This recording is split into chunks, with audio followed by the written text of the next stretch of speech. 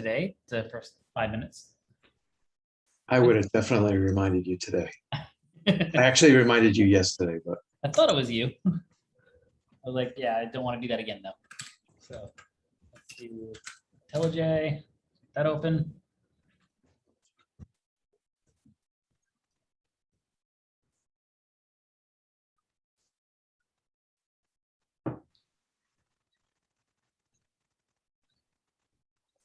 There, out of the way. Cool.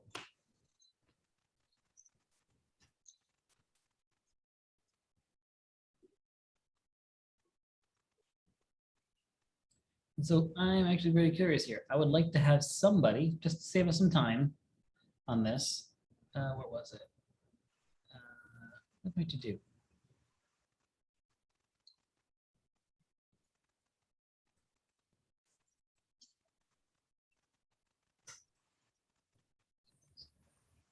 Yep, details. Can someone in Slack provide me their get fruit details? Instead of me trying to type it out originally, I'm actually going to try to utilize one of yours as a starting point and make some slight adjustments. So if anyone has the get drink details that they would like to share, feel free to either share it in Slack or through the Zoom chat. We can use that as a starting point. Everyone can grab it. I think I have them. Thank you, Manny. So we'll start with this as the baseline.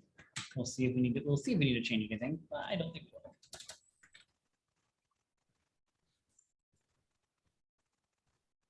I haven't imported that yet. So you basically don't forget to import it. There we go. This looks fine because we have the overloaded method where we don't need the Boolean. Right, and there's another one for those who want to try it. You can also use Richie's search leak is actually the same. Just ID is the D and ID is small. Yeah, that's actually almost identical. Perfect. I'm assuming that most people probably have this, except for some. Any of you did want to attempt to take on the Boolean part system, right? Or is organic. So you decided to take that on. You would need to add a little more logic. We're not going to go into that today because again, that's not really the focus of today's class. The focus is just to get something minimal working. So for the moment, our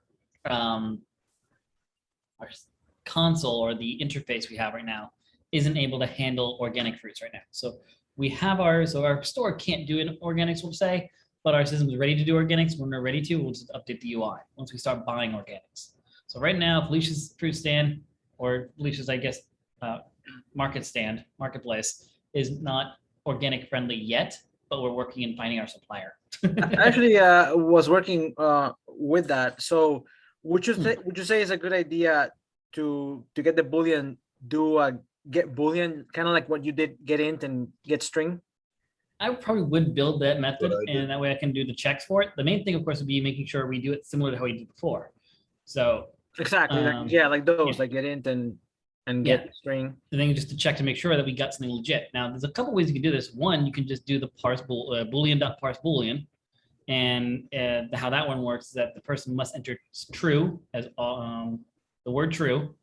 The capitalization doesn't matter, but if they enter anything else, it's considered false. And so I actually want to show this because I think Simer was playing with it, which is really, really cool to see. So I want to make sure it's really cool. So some of you might have tried it and thought about maybe following the get int and do this try catch system. I don't know if you remember though, when we look at this thing, we do the command or the control click on it, we get this item, we see this, right? This throws number format exception. You know that if they give us something that's not a number, we're gonna fail. When using another one, this is something that you can learn now about and test on things. If you do the Boolean, parse Boolean, right there, you can actually check it and see that parse Boolean does not throw an error. And so parse Boolean will never fail. We don't need the try catch. So you only need the try catch if a method has the potential to throw an exception. Remember that. If you see that throws exception, it means that someone's going to be standing at the end of your hall of your program, and it has a chance to throw that exception ball down the hall, and you need someone there to be able to reach out and catch it. Otherwise, it's going to hit the wall. And we told you guys that wall's sensitive. The second it gets hit, it's done. It gives up. Doesn't like it. So you can check that. It's also a very simple method. If anyone ever noticed, true dot equals ignore case. That's it. Just a string with equals ignore case method thing. You guys could build this yourself and run that line of code right there. So why would I use a parse? I mean, there is a next Boolean where you can type in true or false. True, but again, we're dealing with those things, those next data type. We've been having issues with the enter keys and stuff like that. So the idea for me is just trying to make it so that we're doing next line and that's it. Just dealing with next line. I was As long as able we to use the do it one with type. next line. What's I, that? I took next line and just gave them the options, 1 or 2 for true and false. That too. And that was the other thing I was going to mention. Yeah. So that's the one option. We can use the parse Boolean, which I thought was just cool to be able to showcase that idea that, again, know that doesn't take through exception. So some do, some don't.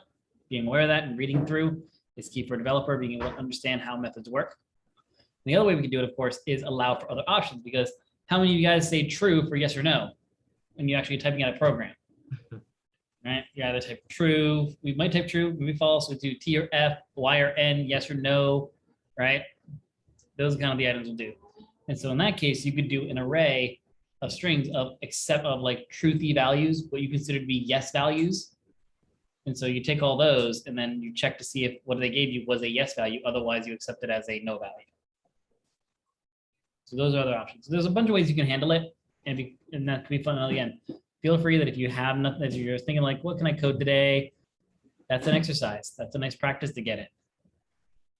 Handling those situations. Really pardon me. Thanks, babe. So yeah, we got that. So yeah, overall, if everyone wants to grab that code from the chat, you can grab that one. And then the last bit here, the loop till we hit end. All I'm going to do here is do a true. Not there though. I want to do it there. No, not there. There. Here we go.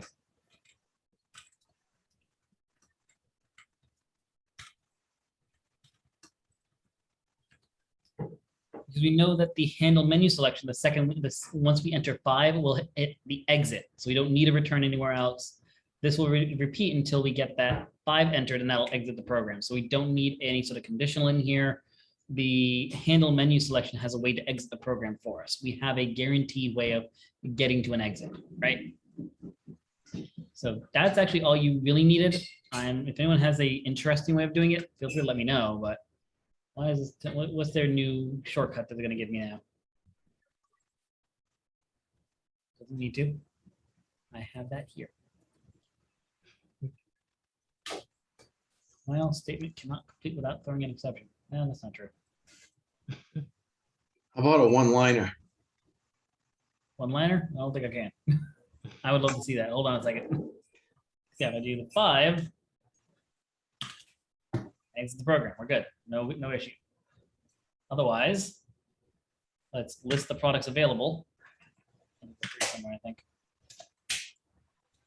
The products available. Add a product. Add a drink. That soy way back in. Oh man, no, I was. I'm not letting you get away with that now. You brought it in. It's all yours, Sergio. Own it.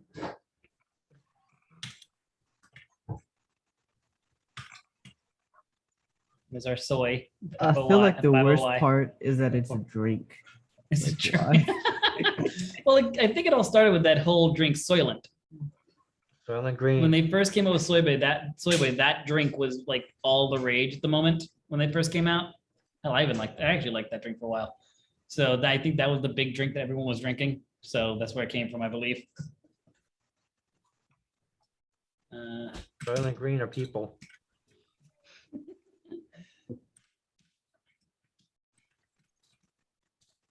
Beverage. Ounces. Display products. You see we got our soy boy there with the 20 ounces. There it is. All good to go. Woohoo. So there's our repetition. 5 to exit. I don't know how they got to tell. I want this thing to be ignored, but not a big deal.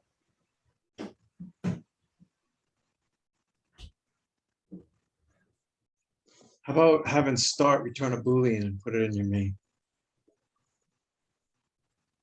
Then just do while start. Just going. That could be It's true. interesting. Could do that. Yeah, there's a bunch of ways of doing this. because there is a chance we might want to do other kind of systems as well once we expand the system more. Maybe we want to separate the cashier part where we're selling stuff versus the management system. Then yeah, we might want to change how the UI loops and put it somewhere else. For the moment, this works. But yeah, there's a bunch of different ways to still do it. So if you got it where it loops over and over again, you're not building a Stack Overflow, I'm okay. As long as you're not recalling start and calling it a second time before it finishes, then yeah, that's a good loop. You're fine. Good stuff. Yeah, these are what we needed. These are the minimums. I'll say this is the minimum code we need to make it work that I know of. Yeah, as long as you got it working, I'm happy. Go to those to-dos now. It up. So we have the to-dos for the weekend. Actually, because I won't be here, that we did the to-dos, I'm hoping. Put in the case 2 now so that we can actually do that. There, let's make this smaller so we can actually do some code. Cool stuff. All right.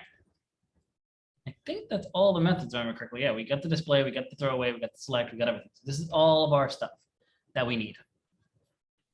The main trick we have here is we need to be able to, we want to change all of our outputs to be in a different language. The problem is we have all these this magic text everywhere, right? There's all this magic text all over the place. And that's a problem, right? That's where our biggest issue is right now, is that we have all this magic text. And that's an issue. So we need to pull this text out into fields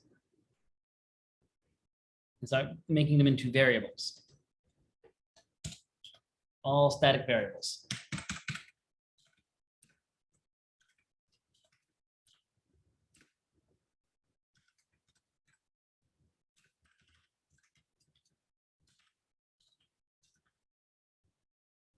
That's going to be only because of that.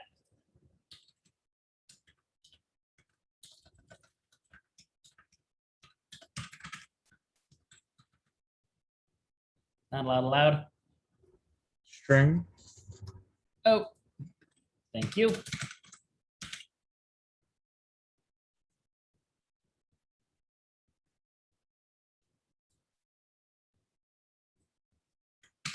Yeah, put that there. Fix this with. I didn't want that. Too many. Oh, wait, what? Oh, go away. I don't know why that slash was put in. That was weird.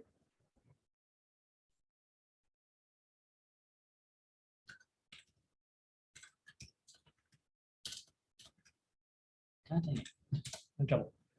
And that's the exclamation point is language agnostic. So we can leave that there. Name comes to the store. That's going to be language agnostic. We don't have to change that. So we can keep that as is. Display options has no actual text in it. So we're good there. Ooh, we do have these now. Display options. So we have a display options one we want. Yeah.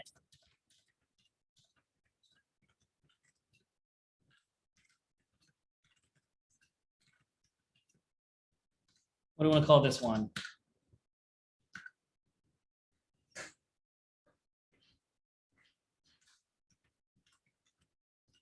Menu prompt, do that.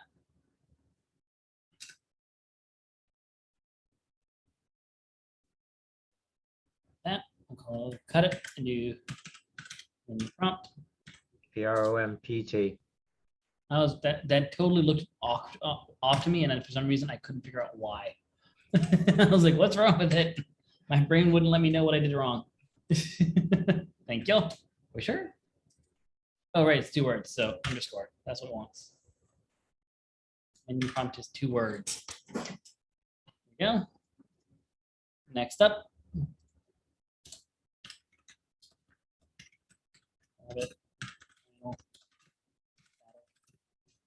String. I'm also going to make this a little easier. Instead of doing the selection between 1 and 5, I'm just going to say enter selection. So I can reuse this in the 2 spots where I have numbers. So I have the food and drink section where there's numbers, and I have this section where there's numbers. So I'm just going to change this to enter selection. Just a question. I know we're not getting into doing these things, but just a question. Is this something a enum would be good to use for? Yes and no. The downside with an enum, of course, is just that you have that numerical representation instead of actually seeing something a little more legible. So this has, we're naming each item so that we can see that familiarity across the two fields. Mhm. And that way someone who isn't always a native speaker knows what that field is for still. Okay. So again, me giving this code to someone else in the team or a third-party person just sees text 5, doesn't know what that means, and has to go back up to the enum, find the fifth slot, and be like, oh, this is what I'm now entering here. Mhm. So Okay. the idea here is I'm just creating these variables that have their very poignant names. It makes it a little easier on people. So this is select prompt. And for the record, again, yes, for some of you been like, this seems excessive. Yes, that's why people do charge for for translation services on an app. That's why it's a service. It is not a cheap thing to do. I did not do that right. It's fine.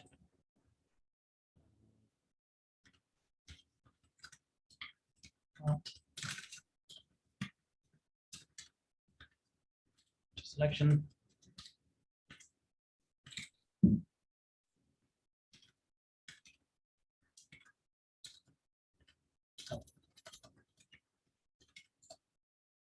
Prompt.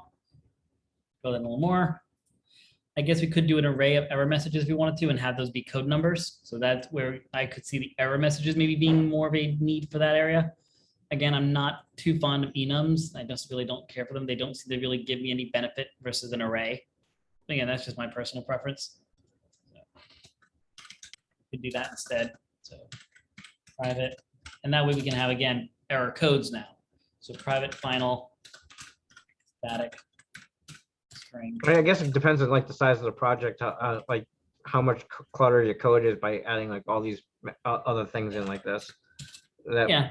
That would be the only case I would say you would want to expand it to like an enum or some other type of Yes. way of getting However, it. I will say I am going to fix that in a little bit because what's going to happen is that these methods are going to become almost nothing in them. The methods are going to clean up in a little bit. You're going to see, because we're going to build an interface where we're going to build a method interface where all the methods are defined, but all the fields, all these text up here is what gets defined in the implementations. And so you're going to see that this class is going to shrink very soon. So it's going to seem cluttered at first because I have all the variables at the top and all the methods at the bottom, but this class is going to shrink when instead all the methods are inherited. We'll see in a second. Anyway, error messages. I'm going to do the string. I have a First one's going to be question. blank. What's that? I have a questions. Not Go for it. relevant to what we're doing right now, but is there a reason why you don't create a constructor in the beginning of the UI class to do store rather than have Yeah, instead of sending this it, we could. store? Yeah. Yeah, you're right. I could do that. I didn't do that yesterday because I already made a ton of changes with the static field. So we probably should do that. Let me finish up this array and we'll do that next. It's actually a really good point. I'd already made a bunch of changes as is, and I was like, I don't want to change it again. But you're definitely right on that. We should. Oh, not like that. That's not how you do the inline array. The stupid curly bracket thing. I hate it.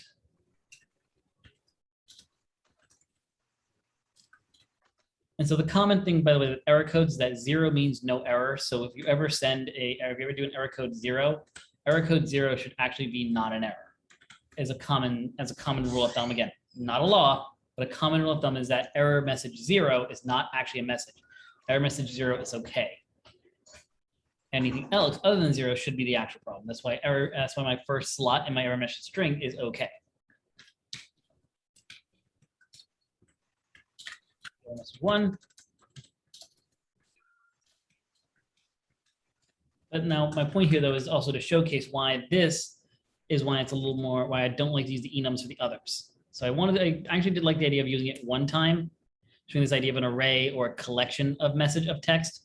This shows that first reason why it might not be great. Because now I'm like, well, okay, error message 1 doesn't really tell me what it is. And if I sent this system to a translator who maybe isn't great with English, now they have to come here and read this and understand, okay, what is the error message meaning and what's the other language version of this. They have to be good enough to be able to understand what I'm trying to convey to the customer, which is just kind of annoying to do that to the user, to the person.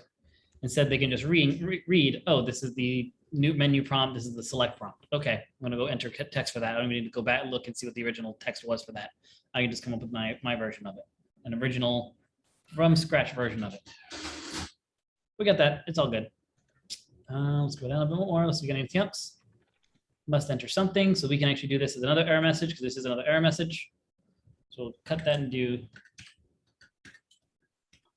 error message 3, even though it doesn't exist yet. It's going to be a warning saying, hey, that doesn't exist. We're going to put it that.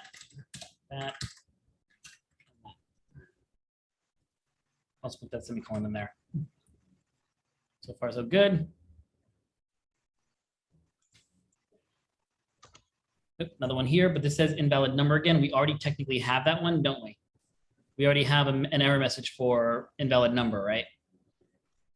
So we can save a little bit of convenience. We can save a little bit there by just using error message 1 again. Just replace this with error message 1.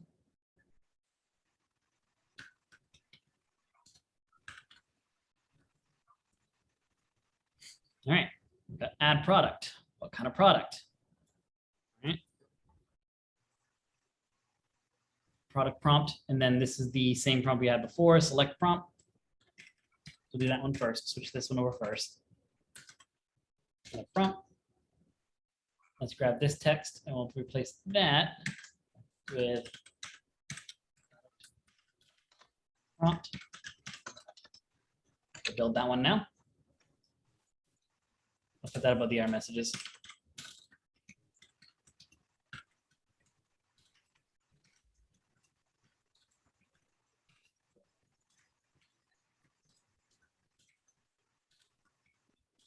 I think we're almost done. I don't remember there being a lot of text, so I think we're almost done. No, it's all these. Forgot about these stupid things. Dang it. Might have a little fun with this though. No, we're not. Bad type. We're just going to do this as the error number 1 again, because this again is going to do a bad number technically though. Message 1 again, invalid number. All right, I think I'm going to change this from drink name just to be name and name, so you can keep the ID, description, and name all the same, and price. So we can reuse 1, 2, 3, and 4. All the unique ones will be volume and volume unit and hardness. We need those 3. We could do a similar thing here where we call this a product fields and do again another array of that. So we can do something similar to error messages. So now I guess we can ask you guys this. What do you think is going to be better and easier in this case? What do we like more? Are we liking the error messages array with the numbers, or are we preferring that each one has its own string, its own variable with a name? What do we think? I personally like more having the string right there. It's like Again, this is going to be a problem when we go to the other language, right? oh well, true. Well, Yeah. I must have missed that part. I think it We're trying to makes get rid of all sense these have magic it in values. a- Create in an new array. variables. All right, Mike first, then whoever's next. I think it makes sense to have it in an array just because it's all within the same method. So Concept. Okay. And then what the other person said? If you create a variable for each one of them, they can be more specific with the variable. So All right, a so person that's legibility. translating it's easier for them. So we definitely have a unclear one. So you know, let's put this to a vote. Come on, polls. Work for me, please.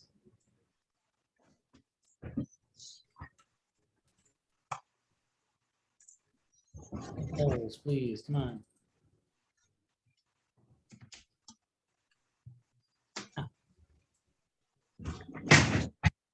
Might as well get stuff out of the way to get clean up the clutter. Building a poll. Hold on a second.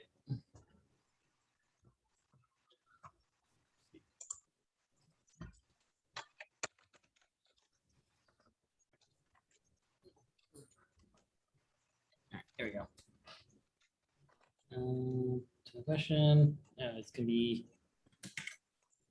over there. Array or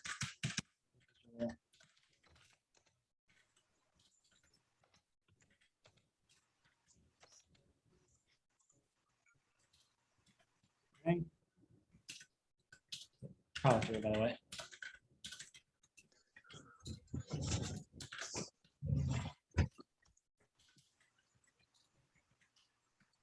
Okay.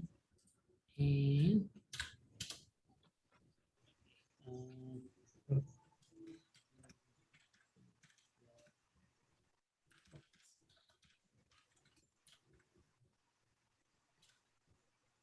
So which one makes Cliff work more, the individual or the product field array? honestly, the only thing that might make this more is all the private static thing we have to type in. We could always just copy that part of it, private static private final static string. If we copy those 4 things, I really don't see we save much. That's the only reason that this Yeah. becomes hard, it becomes more work, because we have that declarator in the beginning. We can always copy that system, so we can make that easier on ourselves. So really, neither one has that much more work. So yeah, I wouldn't say that one is harder than the other. The other thing that might make that for me could make this one harder, if you want my honest opinion about being difficult, is remembering which number is for which product field. That would be the one thing I could say that make this one a little bit harder, is just memorizing the numbers for each field. I'd have to keep going back to the top to remember which one it is. That's I would, well, in the array, I would put the way the constructor is built in. True. But again, the question here would we also want to include the unique custom ones as well? So go ahead and No, I would add that into a secondary array being unique for the uniqueness with it, could do that. because the first one's my argument would be the first one's the We'll first one figure that is- out. So what I will say is, no matter what your version of the array is, if you think an array is the best option, go for that. We can then discuss after that, if that wins, whether or not to do all fields in one array, or to do one array with these 4 and then a different system for these 3. So regardless of which one you think, if you want to use an array, select array in the poll. We'll then decide what goes in that array in the second half. So yeah, don't worry too much about what specific array it is. If you like the array at all, even a portion of it, enter array. All right. Launching. I don't think you can see this now, can you? I can see it. You can see the results. No. No. Oh, see, yeah. I had that on my screen that's currently being shared, so I was curious if you guys, what Zoom windows are being shown hidden. Yeah. It's always interesting to me.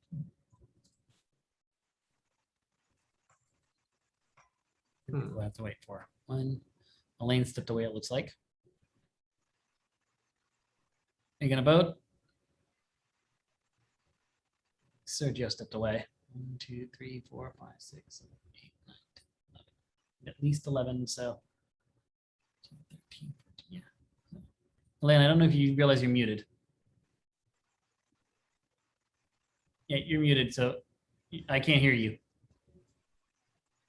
Okay. I think that's going to be it. Whether or not there are people who haven't answered it or not, doesn't matter. The one has one completely. So ending. Looks like we're going with product fields array. So we are going with the array. So I do want to do a quick thing here. We're going to do a follow-up poll just to make it simple. 1.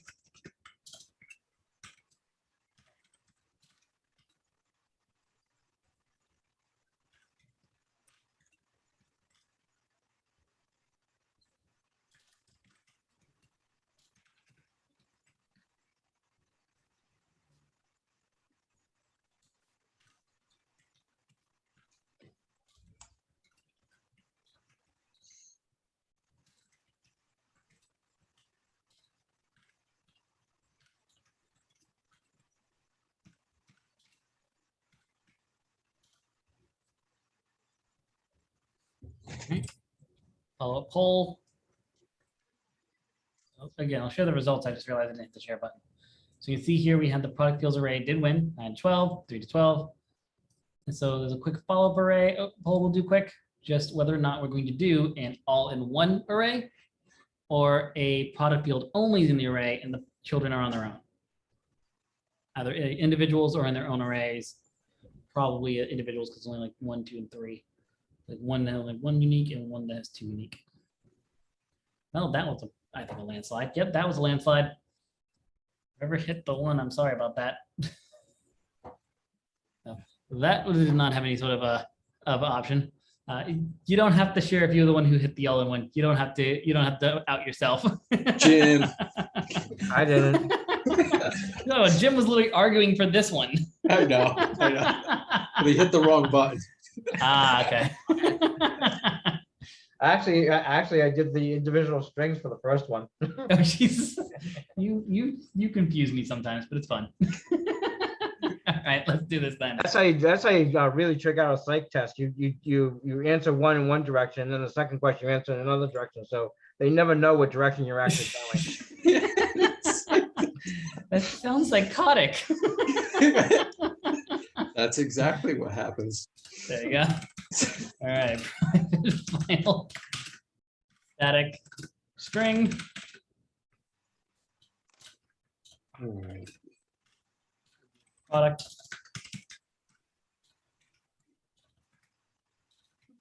There we go. Fields. String. Well, my thought is to, because you might as well keep the classes kind of like in their own like arrays kind of thing.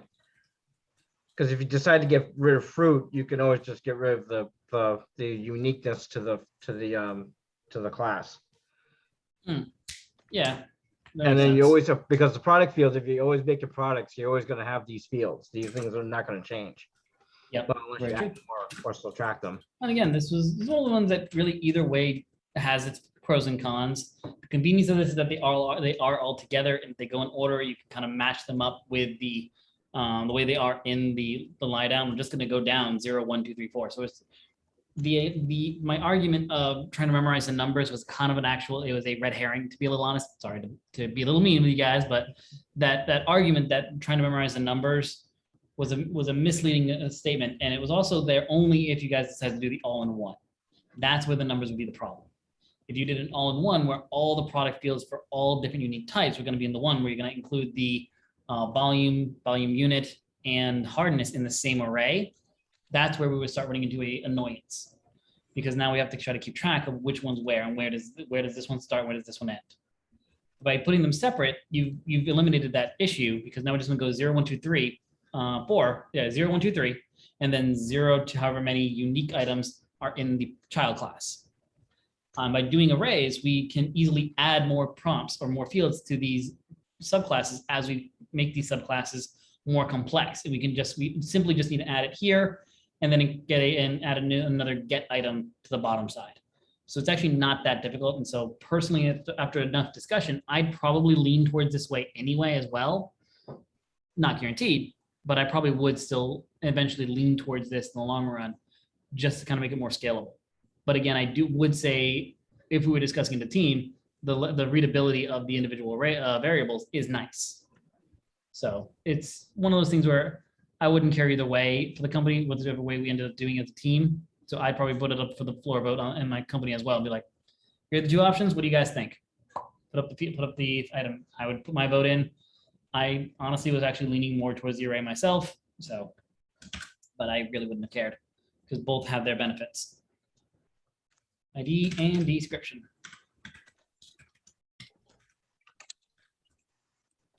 How do I get a curly bracket in there?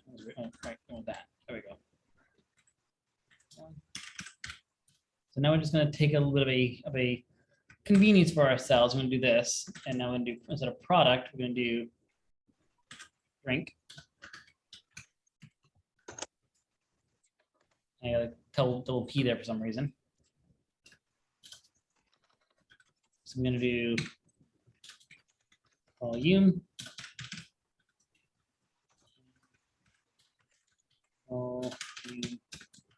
Unit. And I'm actually going to say unit code in this case, because right now we're looking for the number, not for the string. So this will make sure we know it's for the string. One more. This is now. How'd that happen? What the hell?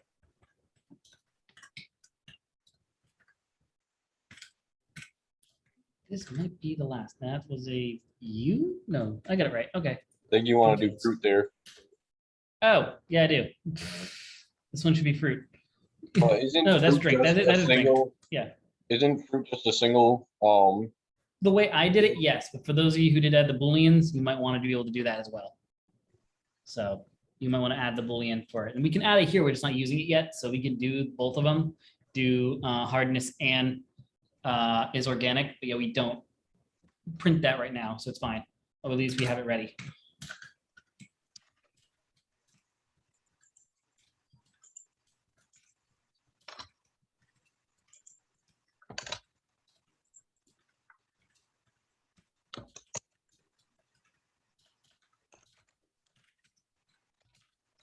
Organic.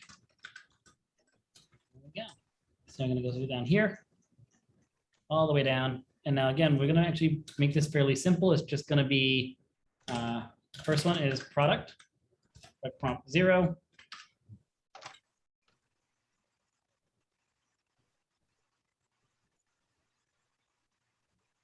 That shouldn't be an array. Wait, Right. for the fruit, all we're doing is a hardness integer? For hardness? That's all I've done so for mine. Yeah. Wait, so shouldn't that be a integer array? Or no?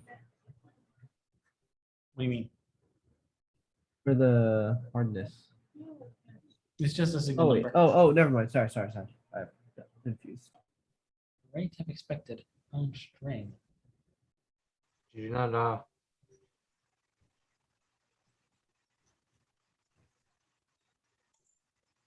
Use what it wants from me. Oh, so I mistyped that. Oh, yeah, I got T.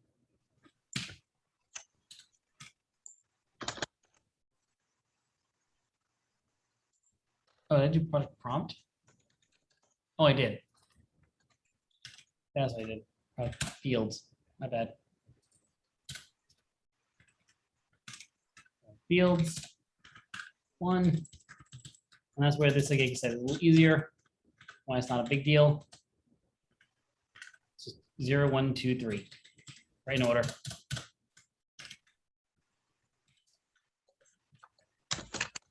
This one's just going to be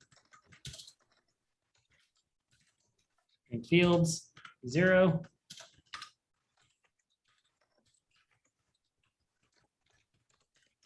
String fields 1. Straightforward, right? So that's where the array still kind of works, is that we just count from 0 up to how many we need, and then the same thing on the unique items. Because right now we have them in order where the product stuff always comes first, and then the unique stuff later. As long as we keep that kind of flow and that kind of control, our system will be pretty straightforward. So same thing here.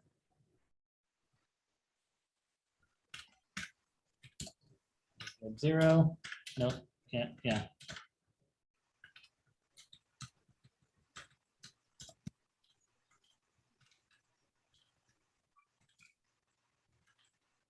Field 1. Field 2.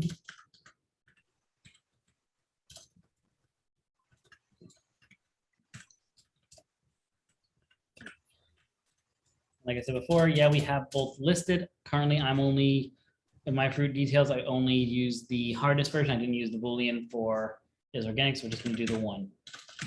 But anytime we do, we already have the drink fields ready, so we can just add that field and do drink fields 1. So it's already there in our array. We're easy to be able to add it nice and quick.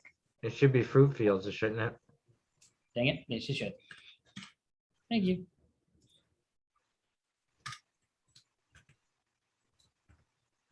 There we go. Thank you. And scroll down a little bit more. We do have a little bit more to say here. But again, we can just do right here. I'm going to do the press enter to cancel. Copy that. I'm going to add that here. And simplified my stuff to make it very, very similar all throughout the program. This is a common tactic that you see. If you constantly see in a program very similar, very common phrases, it's probably because they're doing localization systems. So they're trying to keep there as few varying texts that they have as they can to keep the system minimal. So over here is going to do a cancel prompt.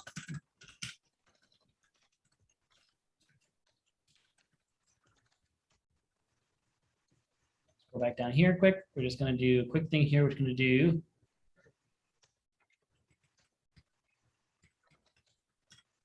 select prompt plus cancel prompt. Here.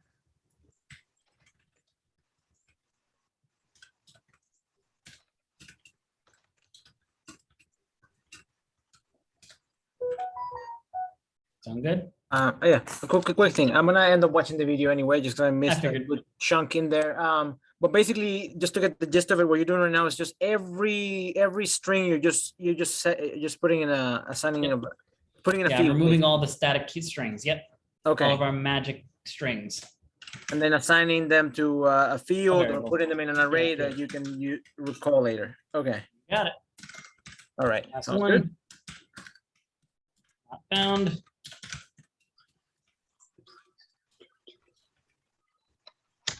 Do a simple not found one. And that's our last string. Did you put that in error message? Yeah, I didn't do that one actually. You're right. I kind of like the I like the variable name for that one, but you're right. We should probably put that with all the others. Dang it. However, I think it is number 4, isn't it? Yeah, that kind of works. That lined up nicely. All right, I'm okay with it. I don't feel as bad now. Not found is error number 4. Is error number 4 at least? It's error code 4. So I'm okay with it.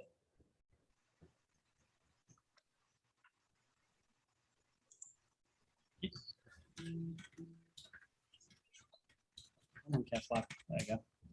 Error message 4. Error message. So now let's just make sure that everything still works. That's the first thing we want to do is make sure all this changeover, we didn't lose any of our functionality. That's the first thing you always want to do is to make sure that all this stuff you did didn't break anything. So you do a quick check. I'm going to do the list products. Oop, not there, here. You can see that all this prints out as well again. This displays and prints again. We'll go ahead and add a product. We get both options. Add a fruit this time. What fruit are we adding? Go for it, Jim. Have fun. Tofu. I don't know if people would argue that's a fruit, but let's go for it. Sure. I was gonna say some soy, but I didn't know what soy does. Oh, Jesus. Soybeans. Soybeans. Soybean. There you go. Too late. Tofu. Tofu is made of soy. What's the price of our tofu? $2.99. That's cheap tofu. I like it. Gas station. Gas station. What is it? Oh my Gas God, station tofu. Gas station tofu. That sounds like the name of a punk rock band or something. Done. Gas station. I think it was Elaine that just spoke, and I was like, wait, while I was gone, did they just add like a text to speech system Also did here? hadness level. That's just Rhode Island accent. Yeah. You're 100% right. I'm keeping it. I Done. heard $2.99. I was like, they That's just wicked added a hot. freaking like text to speech to this thing. Nope. So hardness level, what kind of tofu do we have? Because tofu doesn't actually have a hardness level. It varies depending on Yes, which it type of does. tofu. No, it has a hard. Soft, isn't it? Oh, like the Yeah, gas There's multiple station different types stuff of is very tofu though. hard. No, but it does have a There's, hardness level. there's It's like firm, there's extra medium, firm, there's also soft firm. and like silky. There's silky tofu, which is almost like a liquid, almost like cream cheese. Oh, gross. That's got to be the gas station one. No, that's actually not. It's usually used in smoothies. Oh, You also put a capital T in description. Oh, I did. That's Fine. all right. Whatever. Too late now. Avoid the Rhode Island That's accent. fine. We'll have extra. We'll do. You know what? I'm gonna carry the silky tofu because it bothers Keith that much. So hardness yeah, level of it's 1. disgusting. It has no hardness. It melts in your mouth. So again, we print again. Let's throw away. What do we throw it away? The tofu. First, let's make a mistake and throw something that doesn't exist. We do get the 404 message. Good. So let's now go ahead and throw away the tofu. 704. Tofu's gone. Let's sell something. What are we selling? Milk, Milk. It's gonna be D-001. sour milk. All good. Sold it. Let's go ahead and quit. And it looks like everything still functions as intended. All right, There's just two questions, I mean, one question. go for it.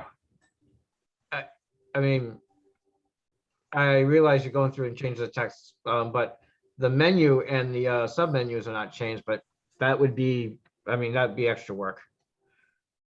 What are you talking about? Go to the UI. Right here. Yeah, go to the top.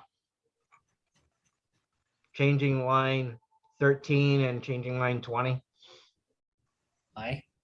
because they're in English. Because how are you going to change that to like Portuguese? Nothing's in Portuguese yet. Well, I know, but how are you changing the menu itself? You'll see. Okay. All Again, right. the menu's still yeah, pulling you from can here. actually change this like later on. in Isn't another isn't that, yeah, I was gonna say, isn't that the Yeah. same logic? Yeah. Yep. But Right. yeah. But now we're going to build the interface so we can pull all the fields over. So we're going to pull the fields over. We need to make an interface first. So underneath our console, right click, new. Where is it? The class, you'll select the Oh yeah, right there and then interface. here. Yep, there it is. It's like, where was it again? And I click interface this time. So now we have the new eye color, the new eye interface, and we're green instead of blue now. I'm gonna call it. Shoot. Before I do that, actually, refactor your UI to be called English now. So let's refactor, rename, English. I can't spell English. That I failed completely. Jesus Christ. I'm so glad you can't spell. Because I UI, can't either. English UI, there we go. So refactor to English UI, refactor. We are gonna make sure we change, no, we're not gonna change the local variable though. So note how it says change the local variable UI to English UI. We're actually not gonna change that. We're gonna keep that UI for the time being. It'll make sense later. So click OK. And now I'm gonna do the new interface and call that our UI interface now. UI interface.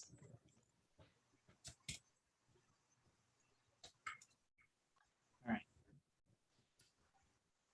Is capitalizing the interface, is that the proper naming Acronym. convention? Yeah, it's an acronym. So Okay, it is representing two letters. So yes, even though that does cause this to be title cased, it's only because it's two items. So it works for the moment.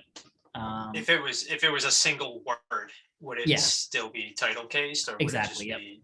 Okay, Yeah, and this is one you probably could see the alternate. Depends. I would definitely refer to the company what they would do on it. Be like, hey, this is a two-letter acronym. What do you want me to do with it? Do we want to do it as a title, as all title, because then it looks like it's a static value, or are we okay? If we want to do it as U small I, just to kind of follow title case class conventions. So go with the company on that. I prefer UI because it is an acronym, so it looks better to me. Let's see, public interface UI. Otherwise, U small I looks weird. All right, so the first thing we actually do need to do is we need to create all the same variables so that the interface know that these fields exist.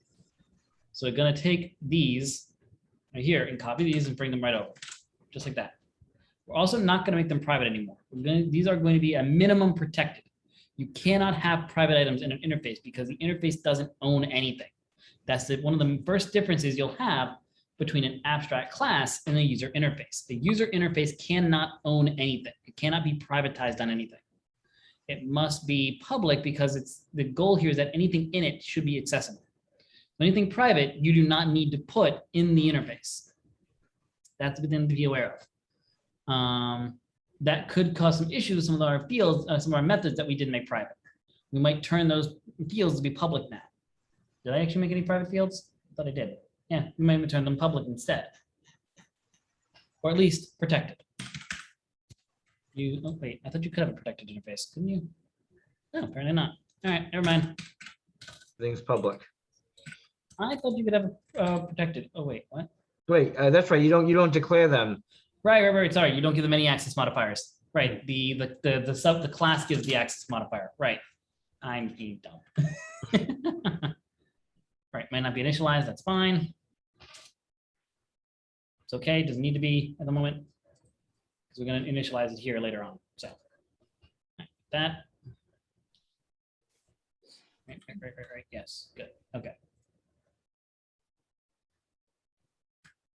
I'm going to grab everything here as well. We're not going to give it anything specific. Everything's going to be left empty. It's going to yell at us, but it's fine.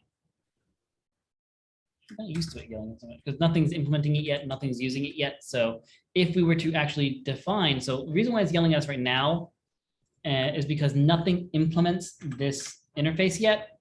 And so if we were to actually pull one of the interfaces or try to instantiate an interface or use the interface, it's going to have an issue because all these items don't have any values yet. So it's going to yell at us until we implement one of these.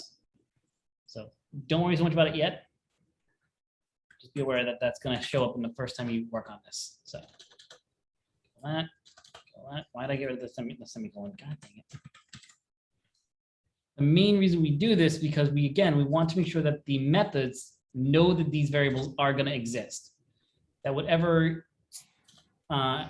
class implements this method or this interface, it has to have these fields because the variables or the methods need them. So the methods are going to need these variables, and so they have to be in the child class or the implementer. That's what we're doing here.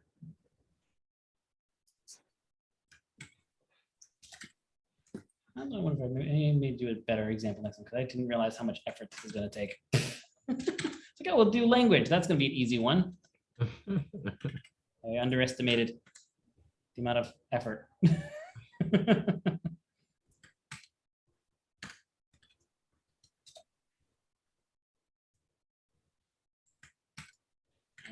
There we go. All in there.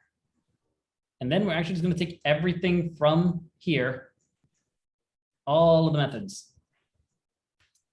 We'll copy them first in case something goes wrong. We'll paste them. And now we have to go through and, as it says before, the publics aren't needed anymore. We can get rid of those now. As you see there, it just says unnecessary, redundant. That's the default behavior of methods.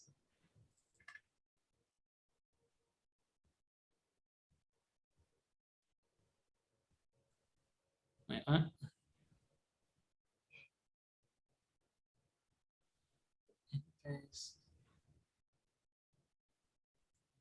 Oh, right, default. Forgot about that access modifier. So yeah, if it's not a abstract kind of static one or something like that, if it's not static, it must be marked as default, as this is the default behavior. If not defined, this is the default behavior. So interfaces do need that default prefix in front of it. Forgot about that. Looks like it does allow private methods. So okay, so that is allowed. I was wondering about that. But we don't want that. Well, we're implementing, we're not inheriting. So you know what? I've actually not tested this because when I first did my first example of this, I made these public. So I have not tested a private method inside of an interface to see if a implementer can access it. So we're going to find out that. But again, we're going to do default. Make sure that the system knows. Oh, wait, no, yeah, no more private though. You know what? Oh, wait, no, I know what I'm doing. Wrong location. Oh, there we go. No? Okay. No. I want to see what this does. Because I've never done the private in an interface before. So I'm curious what the private does in an interface. So that's new for me. So I want to see what this does. You don't want to leave those like that is. I'm going to leave it like that. In a moment, I'm going to comment out all the methods. I don't want to lose them just yet. And the way to utilize or to become part of the interface. There we go. This is one I was waiting for. Default. Yep. There you go. And this is still yelling at us because it might not be, okay, cannot assign a value. Why not? Oh, right, you cannot assign a value in a abstract class, I think, so. We're actually gonna create the constructor. Yeah.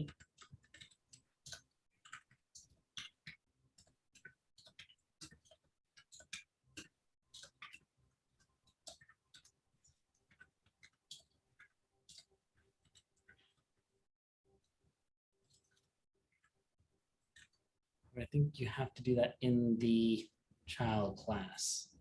Yeah, constructors don't go in interface because you can't construct them. Right. Remembering that now. Can't do constructors in interfaces because they cannot be instantiated. Interfaces cannot be instantiated. So we'll create the constructor in here. Let's do that quick. Otherwise, store will be not created. So public UI store.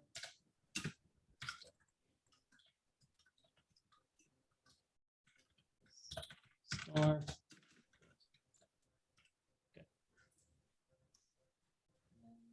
What's he yelling at me for? Oh.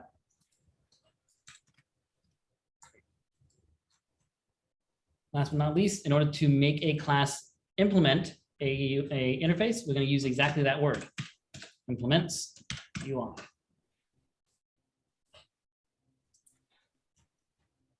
All right, so it doesn't yell at me. Good. Now these should not be upset anymore.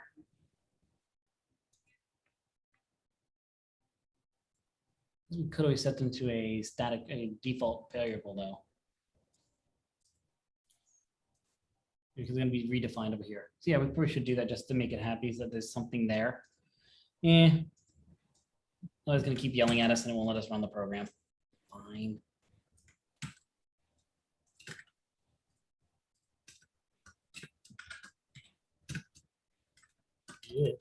How do I do that? Give them default values.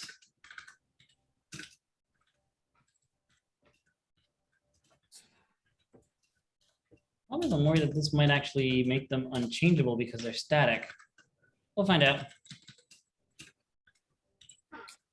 Oh, those will be erased.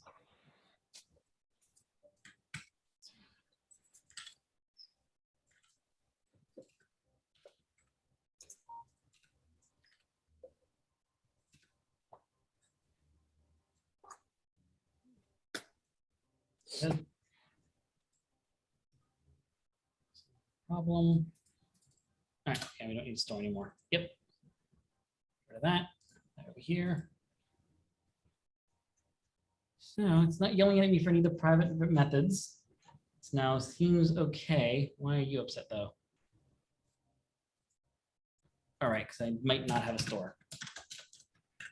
Just new store. No name. Just give it something so it's happy. I don't remember needing that, honestly. But all right. Maybe it's a new version of Java. Anyway. Now the goal here is to see, does this still work? What's that? You need the word static. I don't think I do. No, I can't do static here. Where do I need the word static? I'm trying to find out. I just noticed that it's grayed out, so I wasn't. Oh, right. Yeah, right. You're right. These are all redundant. They're all unnecessary. Can't use them here. But this one makes these nicer. You're just telling it what data types are there, not whether or not they're final or static or anything like that. You don't, an interface doesn't define that. I forgot to mention that, yeah. Interface just says what's available, not the details behind it, not the specifics, just that, hey, these values are available. Too much. You did too much. I did. Dang it. Bing, bing. There we go. Now, I wonder if it'll let me, I don't remember needing to give it a, oh no, I do need to give it a default value. I don't remember that. All right, there we go. It's fine. Got all those. Oh yeah, no, I remember why it needs that now. What am I thinking of that doesn't need it? Am I confusing with an abstract class? I'm getting confused. I'm giving a brain fart right now. I'm not sure why I thought it doesn't need these. Because now, the more I think about it, the more it actually does make sense now why it does need these. Because again, the idea of an interface is the idea that if I'm using something that is an interface, I am guaranteeing that these fields will be present and available. That means I must guarantee that it will have something. Otherwise, I am not following through my contract, am I? The UI agreement, the UI contract says that if you use a class that is implementing this interface, it will have these items. And so if I leave them blank and there's a chance that it might be undefined, that goes against the requirements of the system, right? But I will mention, this is also why though, this is kind of one of the least common interfaces you'll see. Interfaces that have the methods defined. It's not common. You'll tend to see more where the methods are abstract or just not defined at all. And the implementers will define them and set them up and have their own fields. All the interface does is say, hey, I guarantee these. But yeah, we'll do more of those. We're going to see more of those as we move forward. Let's see if this still works. Not yet. That's not good.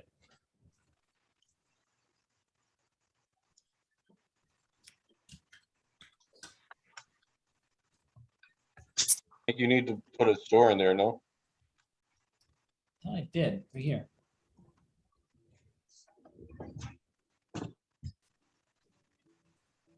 UI doesn't have a construct. Oh no, that's an interface though. Yeah, and implement it. Yeah. And then why are these now grayed out? Why? Maybe final. Field scanner is never used. Why is it not used? Because it's pulled from, we're using it from the parent class. We should be using this version of it. I think you took the store out of the start method because it No. wasn't initialized yet. I think that's why I was giving you an Yeah. error and you took it out. No, I'm thinking to myself for a quick second because I feel like I may have made a slight adjustment on what I think I can do with a interface now. I thought this was possible, but I think of I another didn't think you language. could, I didn't think you could write logic and stuff here. I thought they were just calling The methods. logic's allowed. The problem that I'm seeing is that it seems like the fields are the issue, but I don't know how to do it without the fields. Trying to remember how to do this again. So again, you are allowed to create methods inside of a user interface. That is allowed. The logic is the same. It's just the fields that are different. I'm trying to remember how that works in my head because I've seen it before and I thought this was how I did it. I should have tested it again though. I haven't tested this in a while. That's a mistake. Yeah, because it's an empty string. Aren't you referencing store in the start method? I am. And it's grayed out because you're not accepting it anymore. I think you Well, took it out because it It's wasn't not grayed out initialized. here. That's the thing. It's not grayed out here. It's grayed out in this one because it seems like I'm still using the interface store. I'm not using the classes store. I think it's because you're not accepting it as a parameter anymore. Because it It's wasn't, fine. it was giving you an issue before because it wasn't initialized in the UI. That should be fine again. So I do have the constructor right here. So I am constructing it. So I am setting store to store here. The problem that I'm seeing is that the store here is actually utilizing this store and not pulling the store from the class. It's pulling it from the interface. But hold on. I did a quick change here the way I did UI, English UI. So I want to see if that fixed what I was just doing. It makes this work. You should work. No.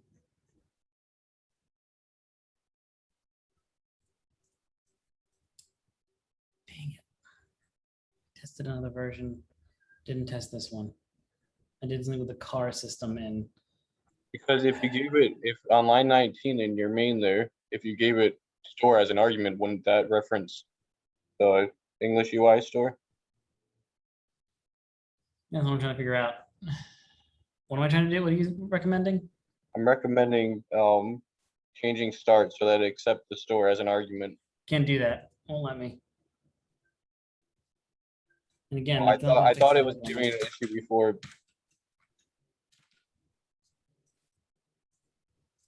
I can, but then I can't set it to the variable. I can't do. It was saying I couldn't do this though. This dot store equals store. Let's see. Since it's final because all the variables in an interface are final.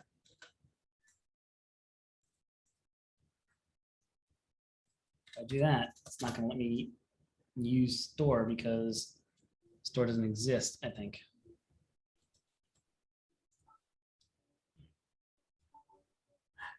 I should have tested this item first before I showed it in class. Dang it. I'm going to try this again over the weekend. However, let's do a quick little other example of an interface. Which one do I want to do now? Which one? Let's do, hold on, 2 seconds to think quick. If there's one that I can do here in this item. Otherwise, I'm gonna have to jump back to Yahtzee for 2 seconds. Because Yahtzee I could do with the interface on the dice. Any advanced students, feel free to throw an idea out if you think of an interface that I could bring in here, what we currently have. Can't think of one though. Are you trying to instantiate in main? Are you trying to instantiate the interface? Where it says UI equals new English UI? Well, we want to instantiate this item. We want to instantiate English UI, but English UI implements the UI here, which is, from what I remembered, this is my misunderstanding of logic inside the interfaces. So to be entirely honest I have yet to build a method that has logic in my interfaces. Most of my interfaces are just guarantees of that a method will exist. The problem that I have there is that by doing that, this is all going to be useless. There is another variation I can do here. You know what?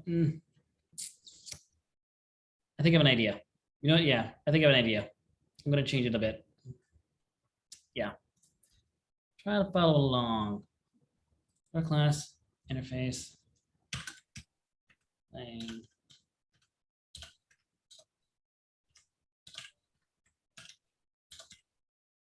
Can I do, no, I can't do variables. Fields. Are they gonna have to be method? Are they gonna just be methods that return the string? That'll work. All right, screw it, we'll make it work.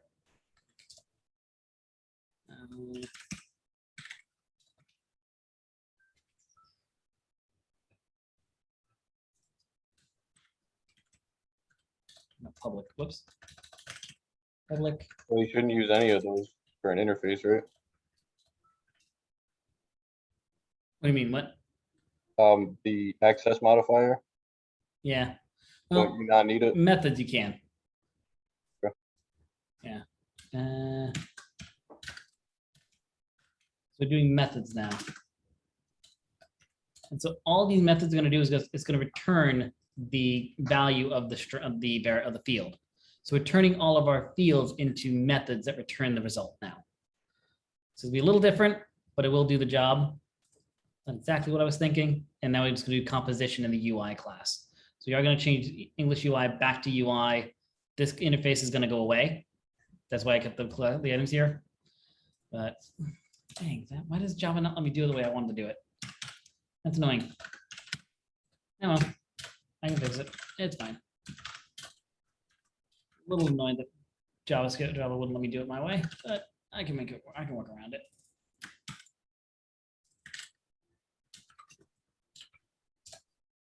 Do that. I'm gonna do this.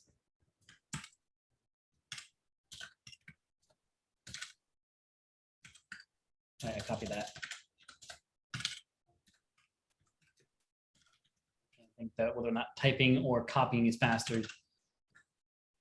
It might have been copying. Well, so for that.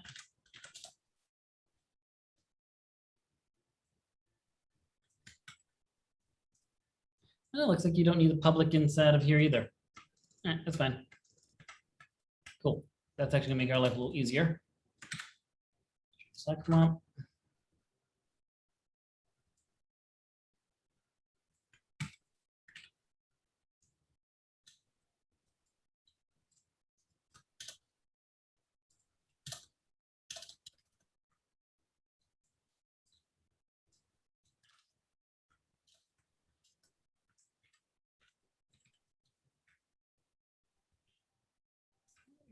what I wanted, but it will do.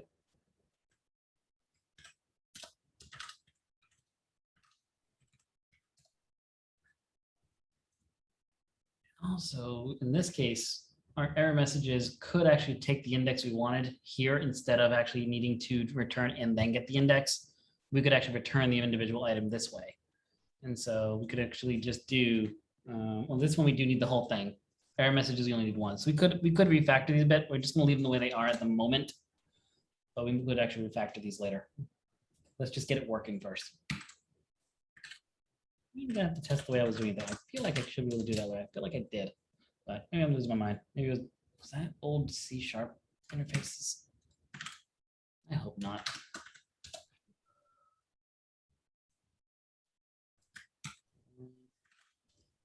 Oh, there we go.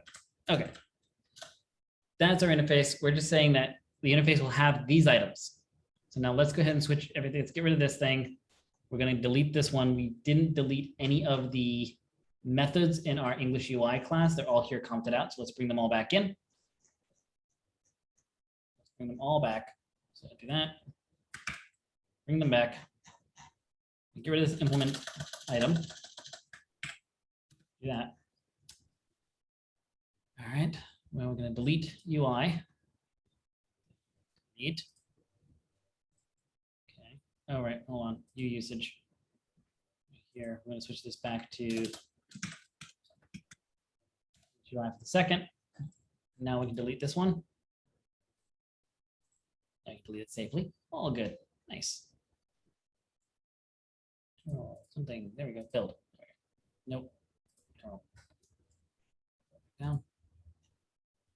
All right. And now we're going to build two of the implementations of language.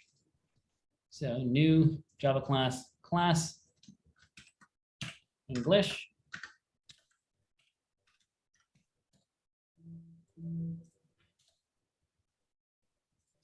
And do right here implements language. It's going to yell at us saying, hey, class English must be declared abstract or implement all the methods that are in language. And so that's what the interface here does. Very similar to abstract classes. It says, hey, I have these things that are not defined. Either you must be abstract where they don't need to be defined, or you must define them. So let's implement those methods. I'm going to bring them all in, save ourselves some time right now. All we're going to do here is take the string right here in each one of these and bring them over.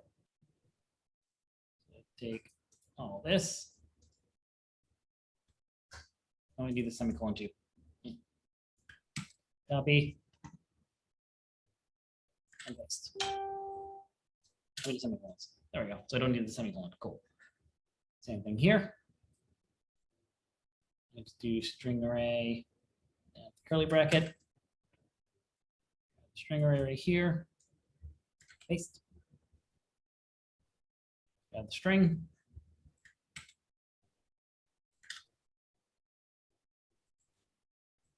Add the string.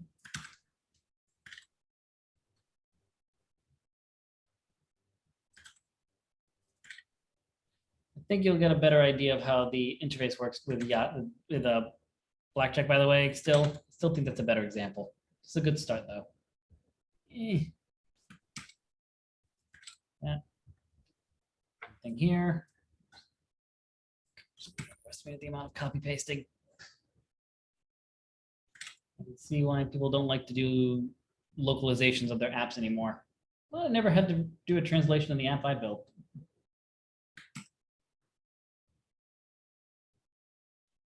Oh. Two more. Yeah.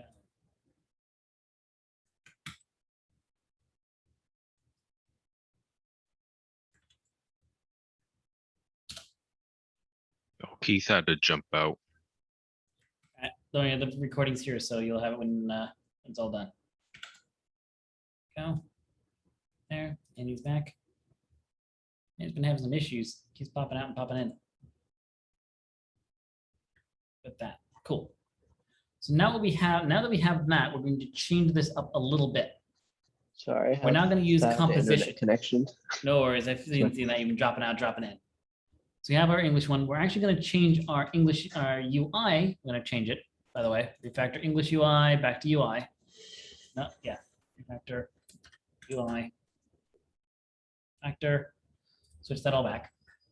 We're actually going to change all these fields, these string fields, to be composition now. And it's going to implement a instance of language. And as we saw before, I think someone else mentioned it, you guys mentioned before, we can ask initially whether they want to be English or Portuguese, or in this case, Spanish. That's one I know a little more. We can do either one, whoever can help me out. Yeah. I know Sergio has to get up and get down every so often, so maybe we'll do Portuguese, or maybe we'll just use Spanish and just use Google I Translate. know a lot I of don't know. Spanish too, Cliff. Yeah. Oh, cool. I have some help. Yay. Yeah. And unfortunately, I also have to leave for the day. All right. Prakash, I will have the video. Don't worry. Yes, We'll sir. have the video. You're good. Damn, I was hoping to do a quick Spanish UI there We're literally just about to start. I feel bad. for the next But one. we're gonna go ahead and, before we do the deletion again, we're gonna comment it out first so we don't lose this stuff, just in case. We do private language, bring that in. For the moment, we're just gonna set it to be, I think we need to instantiate. No, we don't need to instantiate it, I think. Is it instantiated? Why are these all angry? Not using it yet.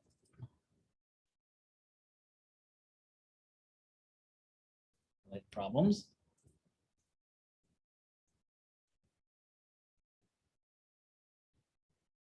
Oh, right, because never mind, I know why I could comment all this stuff out and it's not being used. I don't know why it's yelling at me over here for that though.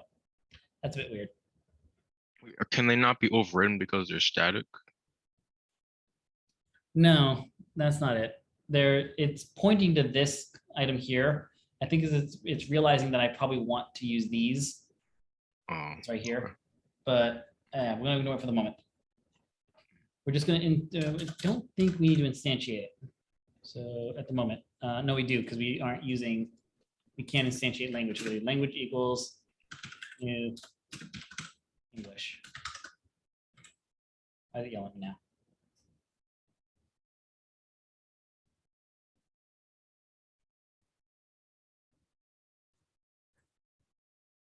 Didn't import it. Why not? Don't tell me English is already a term that they use.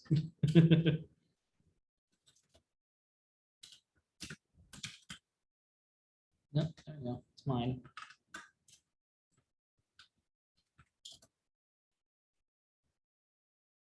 Oh, I'm being dumb. Lang equals. That's why. Losing my mind.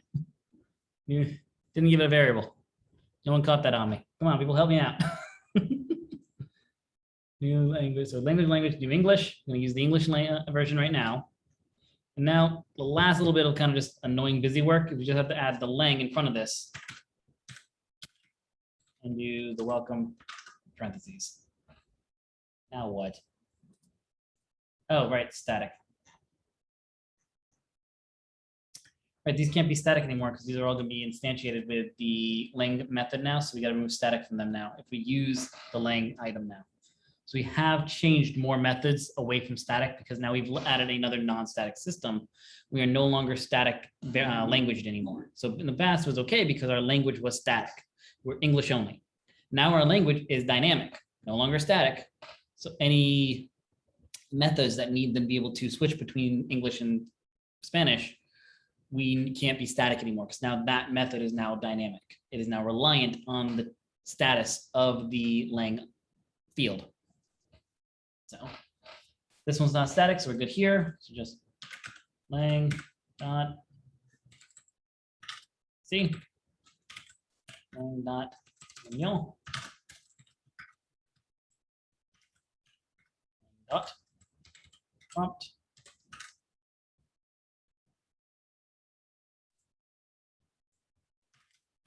dot edit messages. Not do that right. That should be right. Oh, right, we're in static, so no longer static. So we're using a dynamic language.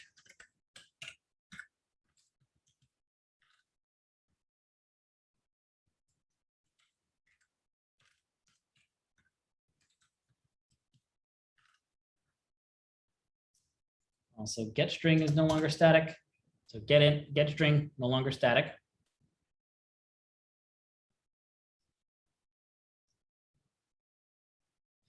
I will say that's probably something we should look into. I just realized get string and get int should probably not have its own or the class specific item. We should probably take a string error message for this. But again, that's getting a little detailed. We're not going to do that now, so don't worry about it. String. I've got this here, not static. So bang messages one here, bang prompt, bang, types, dot types, bang, dot.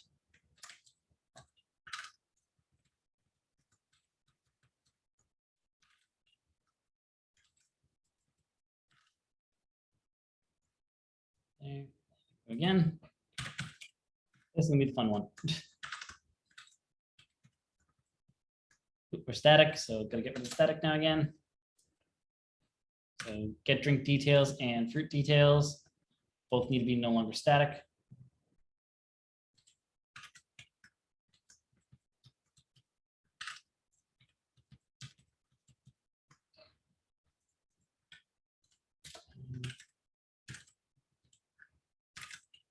And I'll do all the lengths first, and I'll do all the parentheses.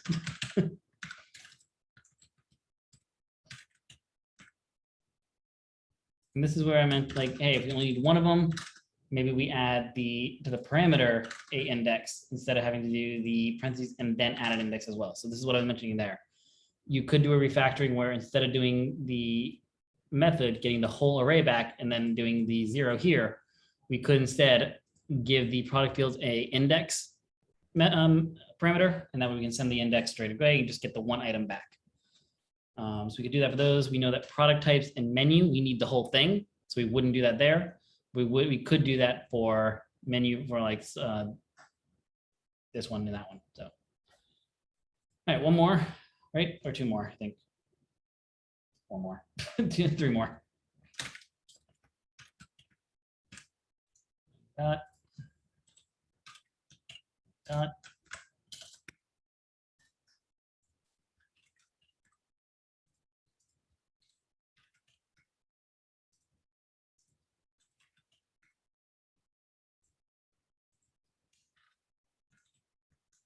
Again, we're in static, so get rid of static.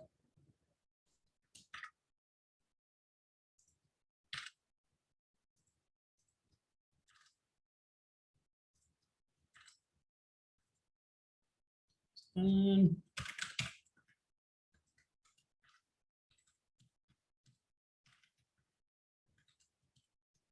once we get this done and it all works, it'll make sense. It will make a little more sense. It'll look better.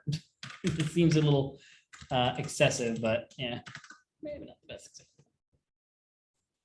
I didn't realize again how many stuff there was.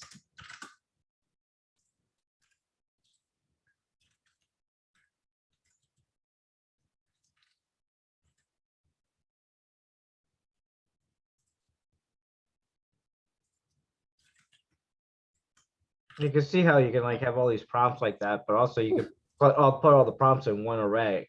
You could have just like shrunk all this stuff down in a sense as well, but Yeah, that's it, fine. but yeah, I And know.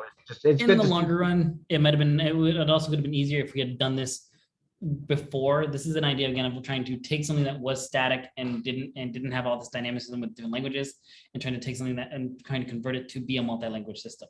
Yeah, And this is why a lot of systems just don't do it, or they do what is called server client side translation. So the whole system's in one language, and they'll use a third-party application like Google Translate to translate on the front end side, where they hit a button, the system will translate live.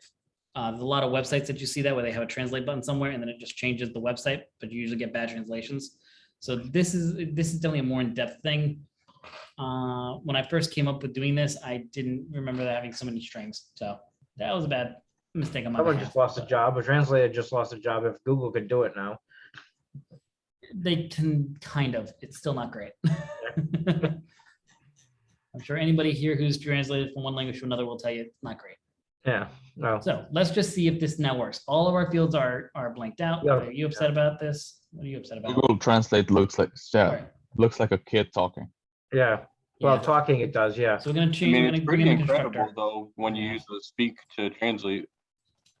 It is. 'Cause It, You I can will say, speak in your language yeah. to someone and then it outputs their language. yeah. and While a vice versa. kid, it helped me so much with my wife's my parents. Like her father knew almost no English whatsoever, and yet some of you don't even know the actual story how I met when the first time I met my wife. I actually went to the wrong airport. I was in Santiago or Santo Domingo. Sorry, I went to Santo Domingo, not Santiago de los Caballeros. Which anybody here? I don't know if anyone here is Dominican, but or has ever been to the Dominican. That's about a 4-hour ride, so it's not a short place. It's probably Providence to New York, probably in a rough estimate. I took the bus to go there from there to Santiago to get there because I had all day there, but I had to catch a certain flight by a certain time to get home. I had a nice fun ride, just me and her father all the way to the airport. So a guy that does not speak English, first time met this guy, spent a week with his wife, with his daughter. So it's like, it's gonna be an interesting ride. Yeah, if it wasn't for Google Translate, we probably never would have said anything, and he probably never would have we never would have actually gotten along somewhat. I was able to talk to him about Red Sox and everything. He was able to showcase, talk about my work, and he was able to show me some of the landmarks in that city. So I definitely have an appreciation for Google Voice. It helped me a lot. All right, so we have that. Everything here does looks the same now. But for production, like we are aiming, it's not a good idea. No, not for protection, not for work. I would never use it for professional work. No, it's just too childish. So whenever I had to send, if I ever have to send a Spanish message to one of my clients, or one of the side clients when we're working outside of Creative Devs, the wife helps me. I'll type it. We'll use Google Translate to translate the bulk, and then she'll read through it and be like, that doesn't sound good. That doesn't sound good, and she'll change it for me. So that's been very helpful. So she helps with that. But let's see if this works as is. We get a UI store. The store itself will implement the English package we currently have. So go ahead and reboot. Make sure it works. Stop it and run. Make sure it still prints out as expected. Cool. We'll do add a product. Make sure it's there. I'm not going to put anything that I care about.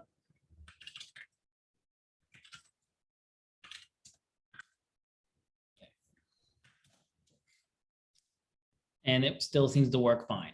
Cool. Now let's go ahead and we can delete all this extra stuff in our UI now. We know at least it works, so I don't need it anymore.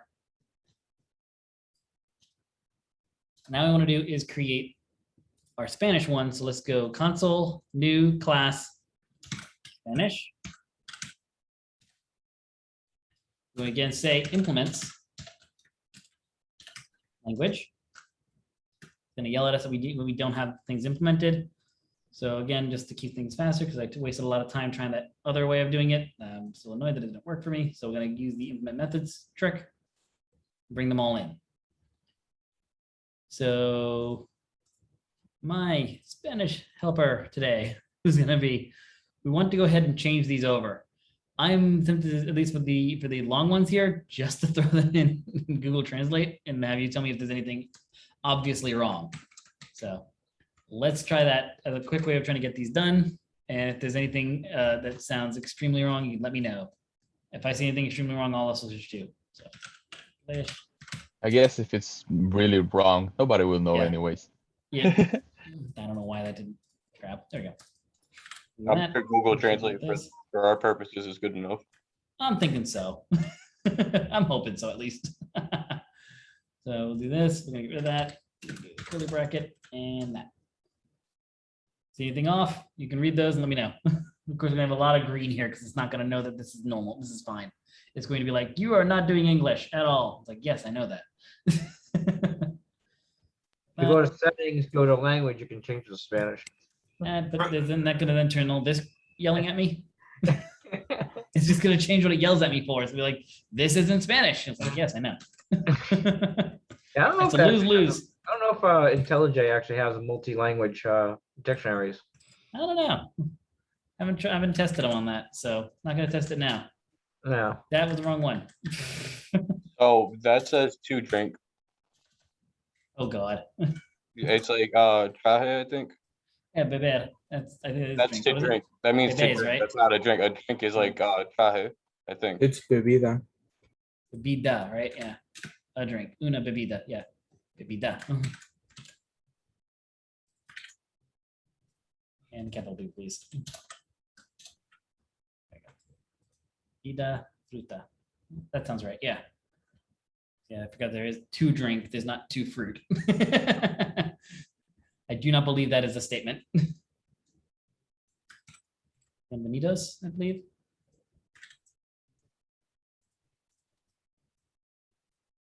Come on. Bienvenido a or oh Jesus. When you don't know, it's always been bienvenido. Because yeah, you don't know if it's masculine or feminine, just go with the masculine, right? That was my In this case, understanding. I think it doesn't matter. Yeah. With my understanding, that's how you usually go. If you don't know what the person is or what the item is, just go masculine because that's the general sense. Like if you're talking about a group of people, you just go masculine, even if they're mixed, unless it's all female. At least that's my understanding. Please tell me if I'm wrong, because I'm trying to learn still. And thing is, yeah, if it's a group, unless they're all women, you just use the masculine.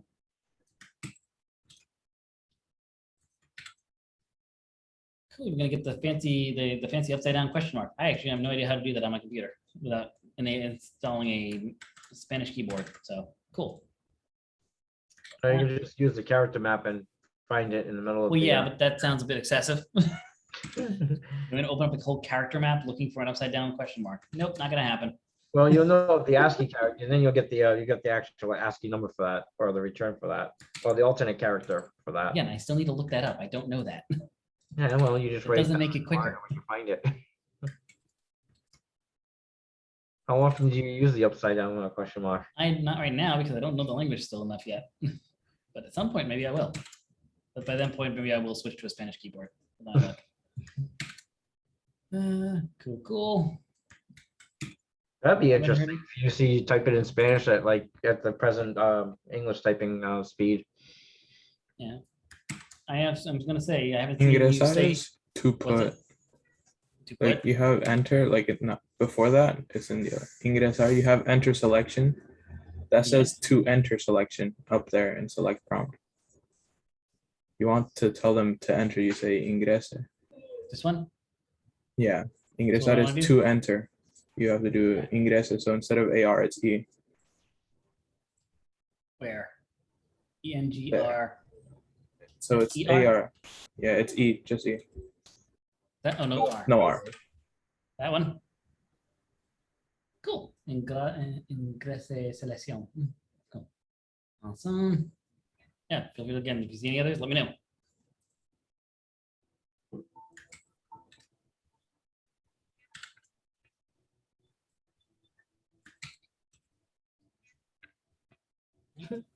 Zero, curly bracket.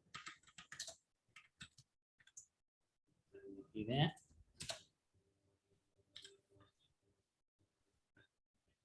I'm wondering if this one is wrong. Is that right? Numeral invalidated. It looks right to me. That looks Oh, right. okay, cool. That was one of the ones I was curious about. It's like if that's gonna be off or not. Yeah, cool.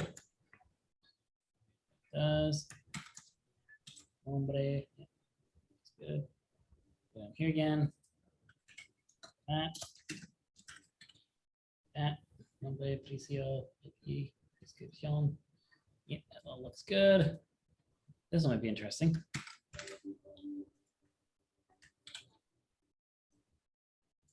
I'll let you see it here where it's a little easier to read, I think. I don't think it's easier to read there. So many new lines. How's that look?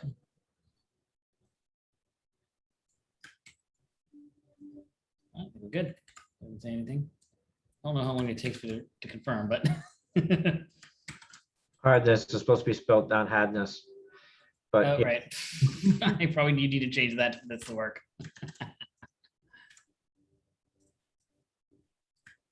That one I probably do need to update, make sure it's correct. It didn't care about my capital T in description, so hey, we're good.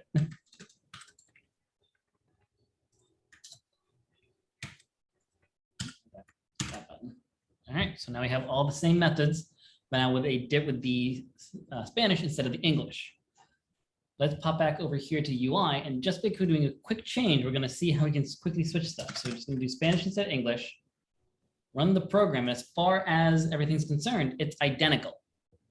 The program's going to run identical. This isn't going to behave the exact same way, but it's all in Spanish now. Where's my space? Did I not get the space bar? No, I didn't get the space there. Thank you. Restart. There we go. All right. We'll go ahead, and I think number one was add a drink again. Add a product. We'll go ahead and add fruit.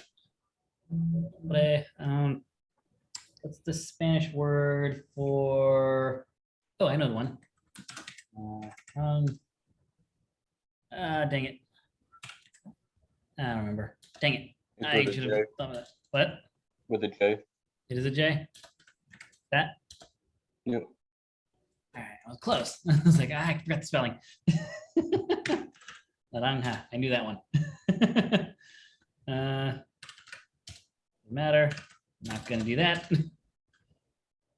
That's the volume. That's the hardness, right? Four, whatever. Three. I don't display like how 'em. that's where the menu prompt, you could make it simpler because that's saying, what is it that you want to do? You could just say, what do you want to do? True. You could It's do like- that. Like 100%. Really formal. I did do it very formal in the beginning, but whatever. So you could get rid of the S little K, right? Yeah, probably. Yeah, you just do ¿qué quieres hacer? And instead of the I, you just delete the I and quieres. Where? And in the menu prompt Oh. right under. Yeah. Delete the Oh, wait. I. Like that. Refresh. Make sure that looks right. That look good? Good. Cool. Very nice. No, that looks good. So now let's go ahead and show the other cool thing that we can do. Like I said, the hot swap capability of it. So during our constructor right here, we're going to go ahead and ask the user English or Spanish. So now English. Yeah. We'll do Espanol because we already said English in English. So we'll do the or in O in Spanish. So the actually, we'll just do English / Espanol. And in this case, like we can just do the menu option again. You could say English, press 1, Espanol, Yeah. marque dos. Not sure why I was doing that. I just do 1, 2. I don't know. Oh, wait, I do think I actually have the. Where's the? And I think I had it there. Yeah. I do know how to do that in my Mac keyboard. I found that accidentally one day. I do know how to do that one. All right, got that. You don't do a space after the new line, right? Oh no, I normally don't. You're right. Cool. Good call. All right. We'll do. I'll do yeah. Int choice equals int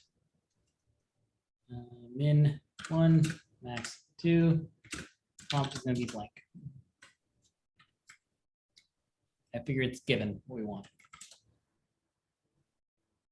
In this case, we're just going to do ternary language equals. In this case, we can use a ternary because we only have the two options. Oh no, we'll do the case. Oh, you could have the prompt be what you're printing out on line 17. Could do that, but yeah. Fine. What do you mean? Wait, what?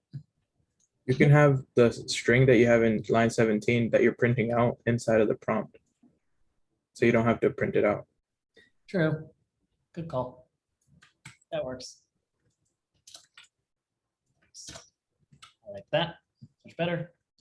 And then let's relook at that fancy case statement again. How do we do that again?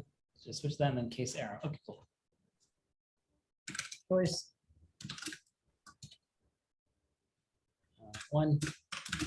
I gotta do case 1, right? Case 1. Lang equals English equals to equals to Spanish. And this is no longer needed. Last but not least, actually, no, before we do that, let's do this quick. Private void set language lang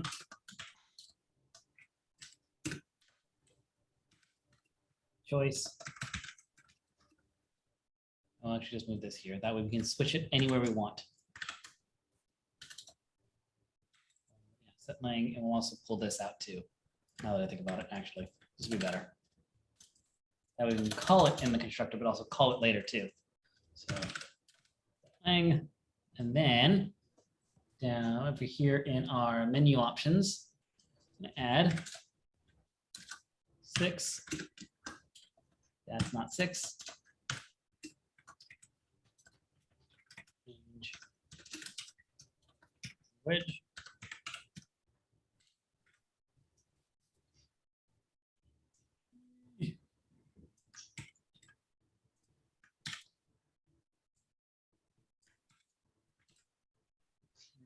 Under Spanish, same thing. Put that in there. Our UI. I do want to update this thing quick. This should now be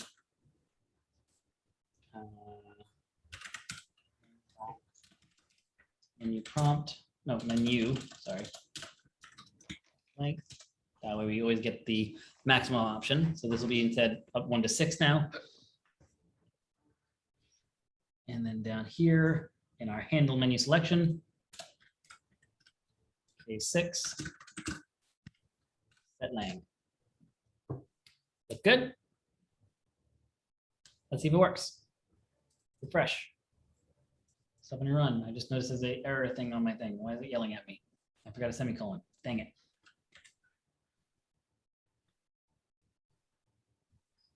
All right, we'll start with English first. You see we got it.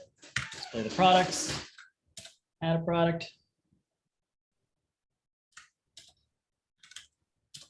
Tofu.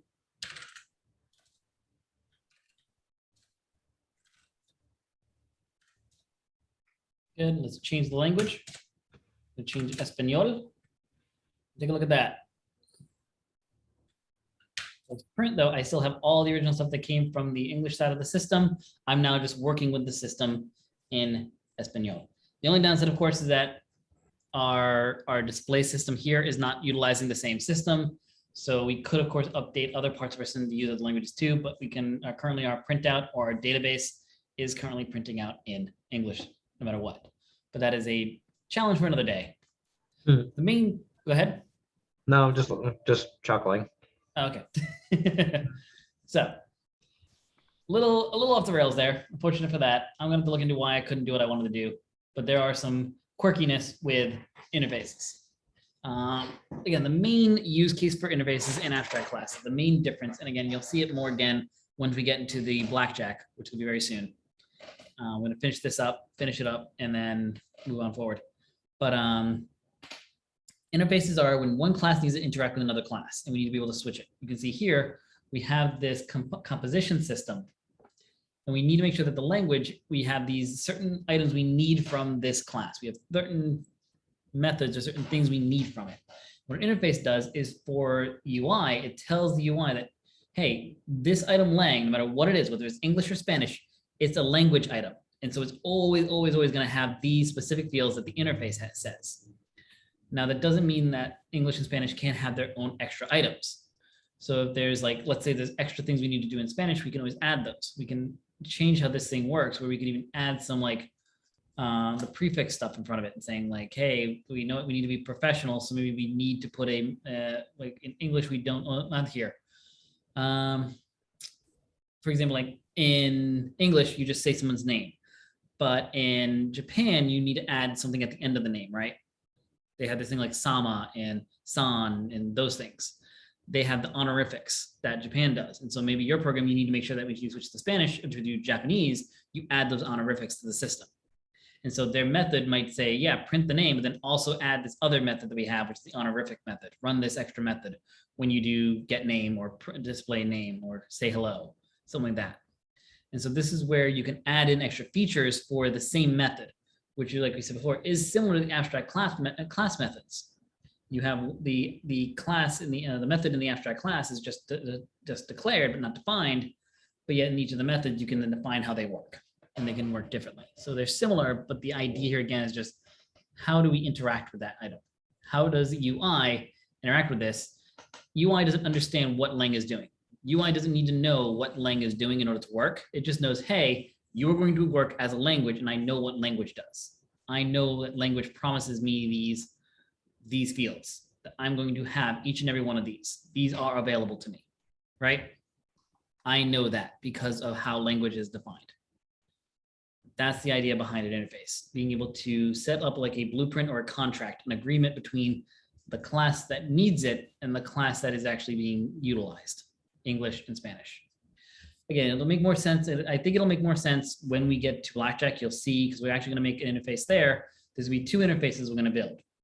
We're going to build the interface between two decks. We're going to have our standard rated deck, which will pull out a random, which will actually shuffle the deck. It'll actually pull out a random card. Whenever you draw a card, it'll just pull the top card off of the randomized deck. We'll get that card and we'll use it. Whereas we're going to create another deck, which is a cheating deck, that whenever we draw a card, instead of just drawing it, the system's actually going to go to the console and say, hey, what card do you want? Let me know the value you want and the suit number you want, and I'll give you that card, which allows us to test our system without having to hope for random chance. We know that in Blackjack, there's the actual Jack and Ace, right? The actual getting a Blackjack. And if you actually play Blackjack in the casino, what does that do? If you get a Blackjack in the casino, what happens? You win right away. Double. You do win right away, but also what else? And you get a bonus. Right, you get a 1.5 payout, right? Not just a 1-to-1, you get a 1-to-5. You get a 1.5 payout. So if you bet 10, you get 50. Instead of winning back an extra 10, you win back 15. So you get this extra 50% bonus to your bet, which is nice. But we need to make sure that we can detect that, so we can write the logic to detect it. But if we have to wait for our game to actually get a Blackjack, that could be annoying, right? Especially if we decide to do the rules a hard Blackjack, which is just Jack and Ace, and not one of the soft ones, which is where you any face card and Ace works. So it depends on that. If we're waiting for only Jack Ace, then yeah, the cheating deck will help us test our logic to make sure that we can detect a Blackjack perfectly fine without having to wait for luck to be on our side. The other special scenario in Blackjack, of course, is a pair. If you get a pair, we want to be able to split, right? So we need that system. And so that's another thing we can make sure we test for. Maybe we want to test, maybe we implement the five card, what is that called? Charlie? Where if you hit and you end up with 5 cards in your hand without busting, you actually win as well. There's that rule in Blackjack. Trying to make sure we get 5 low cards enough to stay under 21 can be a pain to actually do naturally. So with the cheating deck, we can do that. So that's one of the interfaces we're going to build. The second interface is different players. Like I've said, I think I gave this example before, but just make sure it's fresh in your mind, because my goal is next week to start on Blackjack. I'm going to do a little bit more here, but we're going to start Blackjack next week. The goal for that, again, is we're going to have actors. So everyone on the table is an actor, whether they're a player or a dealer, or honestly, you guys can even have this fun creating a couple AI characters that are going to act based on certain just decision-making processes. You could have one that's randomized. You could set different rules for that. The main thing to remember is that no matter who the player is, whether you're the dealer or the player, you have all the actions available to you. You can hit, stand, double, and well, you can only split if you have 2 cards of the same thing, but you get the point. You have access to all actions. A dealer, on the other hand, is bound by the rules that the house gives them. So while they have all the actions, they will only pick one of 2, hit or stand. And we can set the rules to make sure of that. But as far as the game's concerned, the game doesn't need to know what the game doesn't need to know that detail, right? When it asks the actor, what do you want to do? It doesn't need to know if that actor is a player or a dealer. It just needs, hey, tell me your decision and I'll do what I need to do. It doesn't need to know whether that person is a dealer or a player, right? But That's Cliff, when we- isn't the dealer's decisions automatic even in the casino? Yes, but again, they're automatic based on our rules. That's why we're gonna have the separate actor. Again, the main thing to keep in mind though is that according to the game though, the dealer has access to all the actions. The casino is one that puts the rules on the dealer, but the dealer does technically, according to the game, have the right to make those commands. The casino though has chosen to say you can't do those things. That makes sense? But I mean, a dealer in all cases is only going to hit until they're above 17, right? Correct. And that's what our logic's going to be. We're going to build that logic, but we're going to use an interface that the game doesn't know that. The game doesn't even know that the dealer is bound. The game doesn't need this separate distinction between a player and a dealer. That makes sense? Yeah, I guess so. I mean, I made my own Alright. blackjack already, and Nice. I did it so that the dealer is like pretty much automatic. Yeah. And again, there are probably other ways of doing it. Main thing is here again, my main focus of blackjack is to help to, again, understand interfaces. What I probably will do, by the way, is we'll probably do one more interface. I might do it with Yahtzee on Tuesday, just to help us make sure we understand it before we get to the blackjack. Might use the dice system again. We'll see. But we might do that quick just to get an idea of, again, how that works. But we'll see. I haven't decided if I want to do that. That still might be an abstract class that I'm thinking of, though, with the dice. But anyway, not a big deal. We'll get into that on Tuesday. We'll start getting into that stuff. Again, the goal for you guys this weekend, try to find some sort of interface you can put in with your racing game. So try to come up with some sort of interface of some kind. This one is, again, be experimental, try it out, see what you can come up with, be creative. So with your drag race, try to find some sort of interface, add at least one interface in there. So you already have your abstract classes. Now try to inject some sort of interface into your drag race. I know it's gonna be difficult because again, we haven't done too many examples of it yet, but see what you can come up with. That's part of the reason why this won't be due quite yet. This will probably be this second version, where it's the version 2 for this, where we implement an interface. I'm going to put that as a separate assignment. So submit whatever you have now as is. I'll still grade it regardless if you update it. I'll look at it. I'll look at several of you. I'm going to spot check some of you. So you don't know who I'm looking at. So make sure it's good to go before you submit it. So I'll actually move the due date again to tomorrow night in case some of you didn't finish it. So, and I didn't remind you guys on Tuesday that it's technically due today. So I feel bad on that. So we'll move the due date for version 1 tomorrow. So you want to have your 2 abstract classes, your 2 instances of those abstract classes each. So each abstract class should have 2 instances and then a running program. So we'll have that due tomorrow. And then Thursday will be the due date next Thursday will be the due date for the interface addition. Hopefully with looking into, or hopefully I'll have a second example for you before we get into the card game. And the goal is on Thursday to get into card games, and then Monday you guys will showcase your racing game again. Sound good? I was gonna have you guys showcase it on Thursday, but that was before I remembered that, yeah, Monday is the holiday for you guys. I think actually you guys reminded me of it, but before I was reminded that Monday is oh no, my mother reminded me this time. Right, it wasn't you guys for once. So I knew before one of the students reminded me, which is great because I usually have to wait for a student to remind me. But yeah. So I was going to have it we're going to do the show and tell again on next Thursday, but now it's kind of thrown everything off by a day. So we'll do the show and tell of your drag races on the following Monday. So you have nice full 7 days, 7, 8, 9, 9 days actually, I think. Yeah, 9 days to kind of have fun with the drag race. Play around with it, add some features, make it something that's worth showing, all right? Really have fun with this thing. Get together with your classmates, get some tips, get some advice, get some help if you get stuck on it. But try to make something that you're gonna at least have fun with and be able to kind of show off a little bit with. Sound good? Come up with some unique, some fun feature. Like I said, you have a whole bunch of things. You have gas, wind resistance, friction. You can add tire classes. Hell, add a spoiler class, add a fuel class. I don't care. Have fun, try to add different things. Think about interfaces and abstract classes. Maybe hell, even do a driver where the driver has stats. Some of you saw that one person added a 2-player system, and you could maybe even come up with your own little mini AI if you want to try for it, where it just does random actions every turn. It has a random chance of accelerating, braking, or coasting. It's just completely random. It does one of the 3 actions, and you're just hoping to beat it. I can guarantee that that's the case. You'll probably beat it, but just do something that's interesting and different, right? See what you have fun with this, play around with it, experiment. That's the main goal of the drag race, experiment. The one thing I do want to teach you guys quick on this, in order to help you with that, is the idea of branching your code. So anytime before you commit, you can branch, and all the changes between the current commit and the new now will move to that new branch. And so a commit, like I said, is a save point. Until you do another commit, that save point is your current save point. Anytime between that commit and your next commit, you can branch, and everything that you're actively working on will follow you to this new branch. All right. At the same time, you can branch immediately, and everything you do from that point will also be there. So to create a new branch, you do git branch, or you're gonna git checkout, sorry. So you're gonna check out a branch, or you're checking out another version of the system, another section of the system. -B, if this is a branch that doesn't exist yet. So -B says to create the branch as well. So git checkout moves you to a new branch, or moves you to a branch if it exists.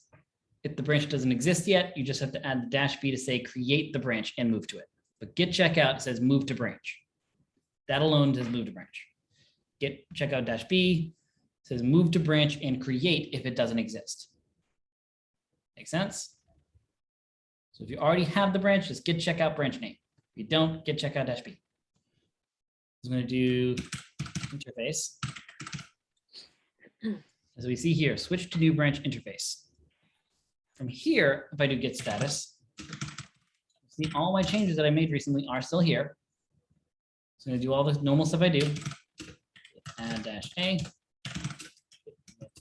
-M.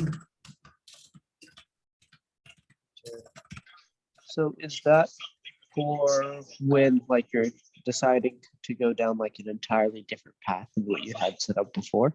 Yes, and it's also a safe place to make changes where even if you commit like partially working stuff, let's say you're trying to make a big feature, you get partway done, you're happy with where it is, so you want to commit that, you don't commit that to the main branch where you're still not sure if you're actually going to be able to complete this item. Let's say you actually can't complete it. You don't want this kind of thing that's partially working in your main system. The main system should be the live working system that the users see. So your main branch should always contain the system that your users are working with or playing with. Make sense? So a branch is a safe place to work on code separately, where it's like, this is still test code. And until I'm ready for this to go live, I'm going to keep it in the branch. Once it's ready, I can merge this back into main.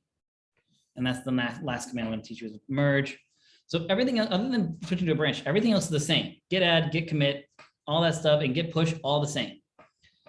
The one caveat is that git push does need to do the -use thing again. So if you want this branch on your GitHub, which I do recommend because it still looks good, showing that you branch, you need to do the -u again. Again, it's origin, remote, and then the branch. So in this case, interface. So the git push command is branch specific. So just be aware of that. So the first time you want to push a branch to GitHub, you do need to do the -u command again. You can create new lockies. What's that? You can create new lockies with new branches. Yeah, new Loki. That's the way we're looking at it. Loki, the series Loki. Oh, Loki. Oh, Loki. Yeah. Got it. Okay. I have not seen that yet. Oh man, you have to. I know So I do. good. I know I do. I So know I do. good. So I've been avoiding paying for Disney Plus because I don't want to give Disney any more money.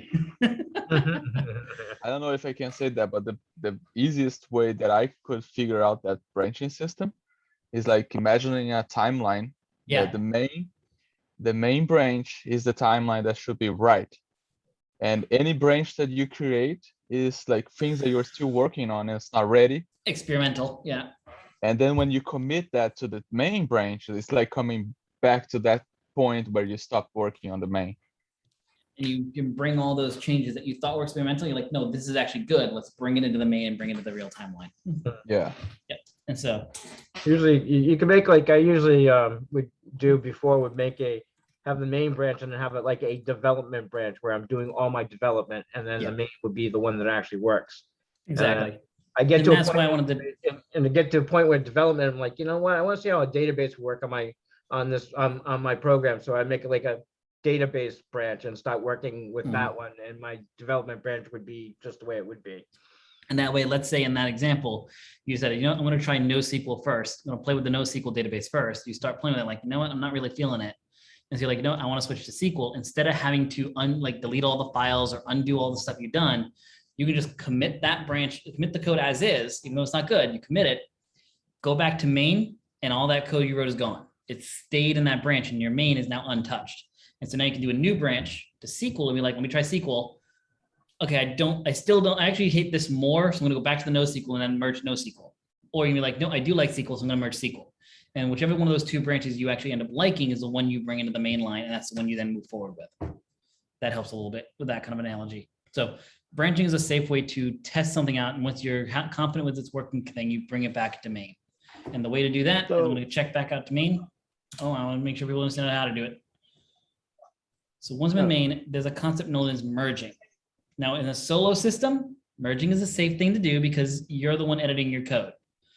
The problem with merging is if I was in my other branch, now I'm back in my main thing. If I make changes here that are changes of the same files that were in the branch I just had, now we have a conflict.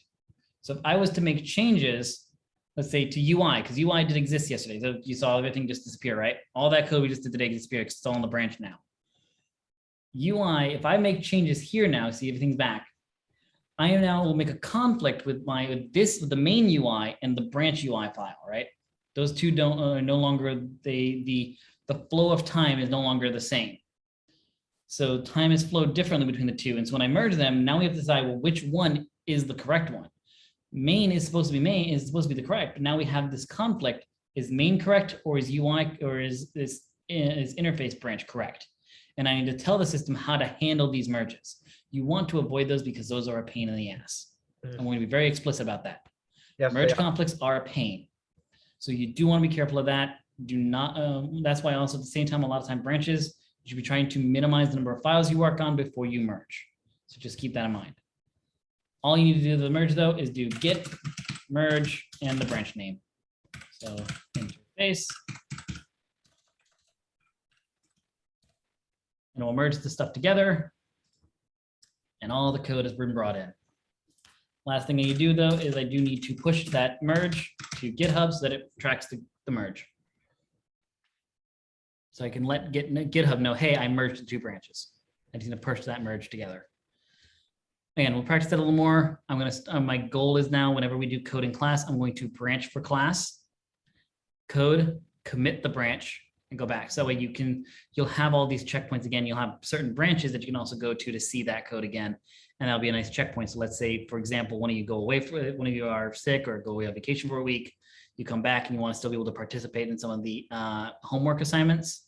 You can go to that branch for that day and the to-dos will still be there instead of trying to find a detached head, as it's called, from Git and trying to find a commit that I did.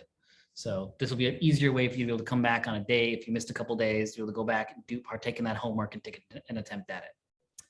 Sound good? One other thing about branching, I will add, it's also good to branch to be able to do versions. Like you could do, like Yes. you can make new versions on your branches, so you can like increment. You can see how you track your code. It's not as important, but I do want to try to see if we have time to talk about that during the bootstrap stuff. So if I can squeeze that in, I will. It's not that important for the interview process, and you can learn about that in the job. So I might not cover it in class, but it is something I would like to try to sneak in if I can, just so you can talk about versioning and tags. So I'm just saying, like a branch, like if you're going from 1.0, like that would be that Yeah. branch, and then you can make a new one 2.0, and then Yeah. like. But there's a more accurate way of doing tagging or doing versioning in GitHub. Yeah. It's something called tagging. So I would rather show you that version, but yeah, it is true that a lot of time branching is kind of how you version stuff, but really it's when you merge it back, does that become the version? So it's dangerous to make a branch a version number, because if you don't use that branch, you've now tainted that version number. So I personally wouldn't recommend that. Branches should be related to what you're doing on that branch, similar to how the comment should be what you did. So a lot of times the branch should actually be the feature name So you would branch and call it the feature name. What are you trying? What is this branch's goal? And then the commits, of course, are what you did during that coding session between the last commit and now, and then you merge it back. So when the people look at it, they're like, oh, we're merging this feature into the system now. That makes sense? And then once you, because usually version updates usually include multiple features. So a version would usually include multiple branches in a work environment. So that's why I want to make sure, I kind of want to avoid that. Is that wrong? No, not at all. That is a method you can use. But I'm just saying, when you get into the company, that's more likely what you'll see. Yeah. Branches are features, and a bunch of branches merged together is the new version, and then that'll be tagged as the version number.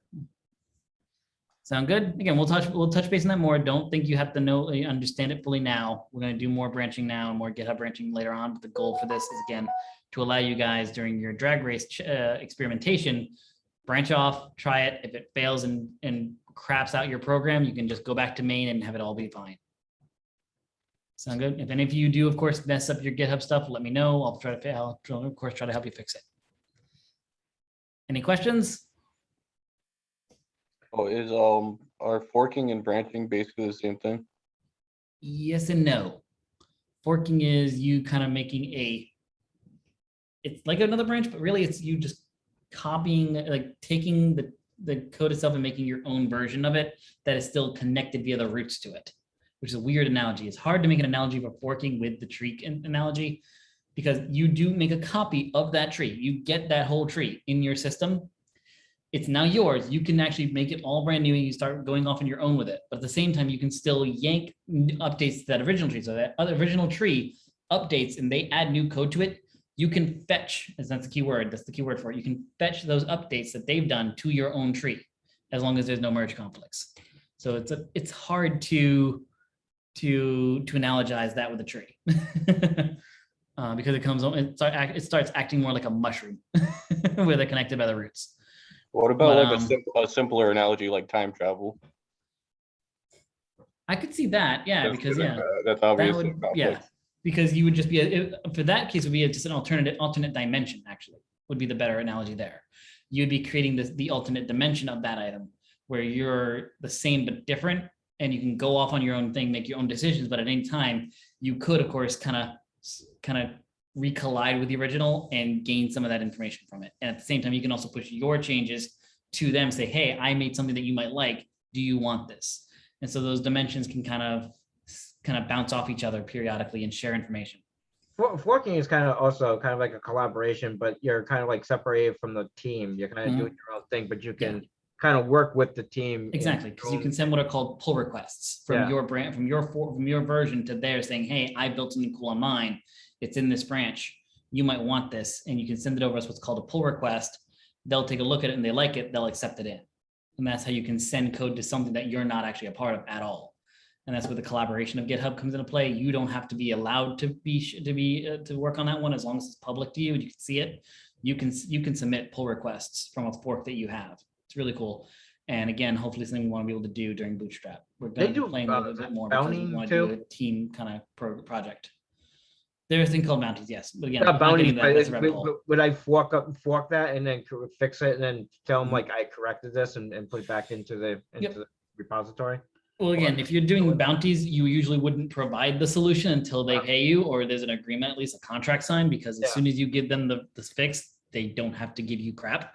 GitHub is an open source system. Yeah. So they could always claim open source that, no, you just provided the fix because it's open source. We provide the project for free. True. So if you want the bounty, make sure you get the bounty either paid for, or at least a contract saying they will pay you once they accept the pull request. You don't even want to submit the pull request, because as soon as you submit the pull request, they can see the code. They now have it. So as soon as you submit that pull request, they have the code.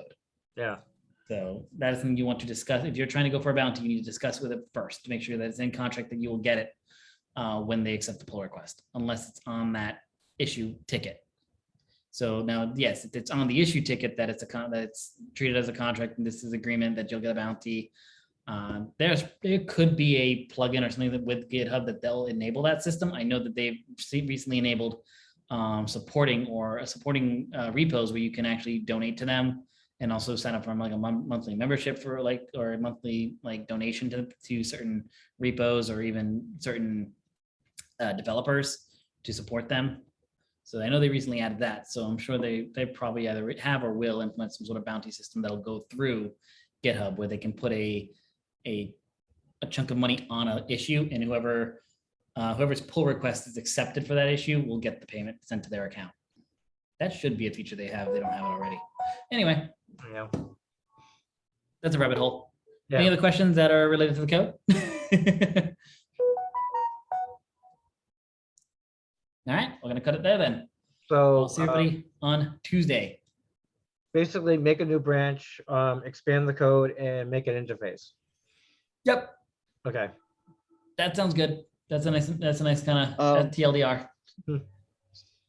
So Go for when it. we're, I guess, turning in our assignments, how do we turn it in when we're basing it off the code that you wrote before? So usually what I recommend on those is you download, you clone or download my repo. Yeah. And if you download it, there's no .git folder, so you can just init it and make it your own.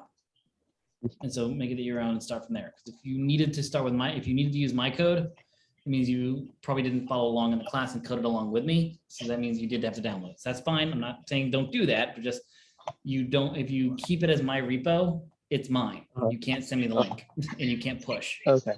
So you definitely want to delete the doc. If you clone it, delete the .git and get an it. If you download it, just get an it.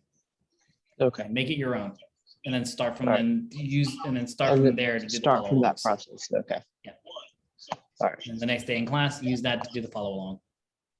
Okay. And then the second benefit to this branch thing that we will talk about is when we do our homework assignments and you do it on your own and you realize what I created was different. You want to follow along with what I create for the solution of the homework. You can do your homework in branches, and as long as you push the branch to GitHub, you can submit the branch in the assignment.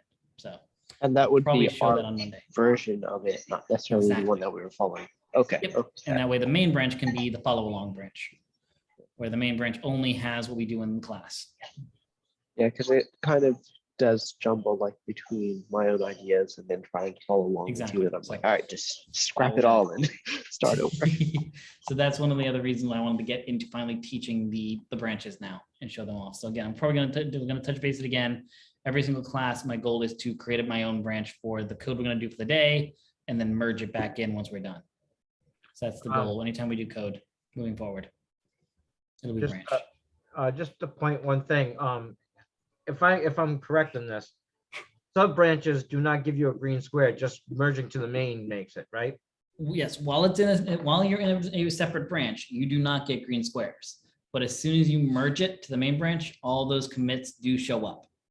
So it's a one-time thing. Same thing that if you do a bunch of commits but don't push to GitHub, as soon as you push, all those green squares will show up. It's not the act of committing and pushing on the same day that gets it, it's the commits themselves that get it. But yes, the commits do need to be on a main branch for them to be counted. So yes, if you are doing your homework on my stuff, making it a separate branch to do the homework, you won't get the green square for it, but you hopefully will be getting the green square from the work we did that day, the code along work. So it's going to be a mix on that. And even then, if you're let's say like on a Wednesday and the only code you do is the homework that's on a separate branch, maybe try to do a little bit extra just to get that green square. Or again, have a separate version of the project. But there's a bunch of things you do. You can also fork my assignment. No, the forks don't get you green squares at all. Never mind, don't do that. I just wanted to open that up just to make sure that, Yeah, people get their green squares. and not Good call. assuming that what they're doing, they're getting them.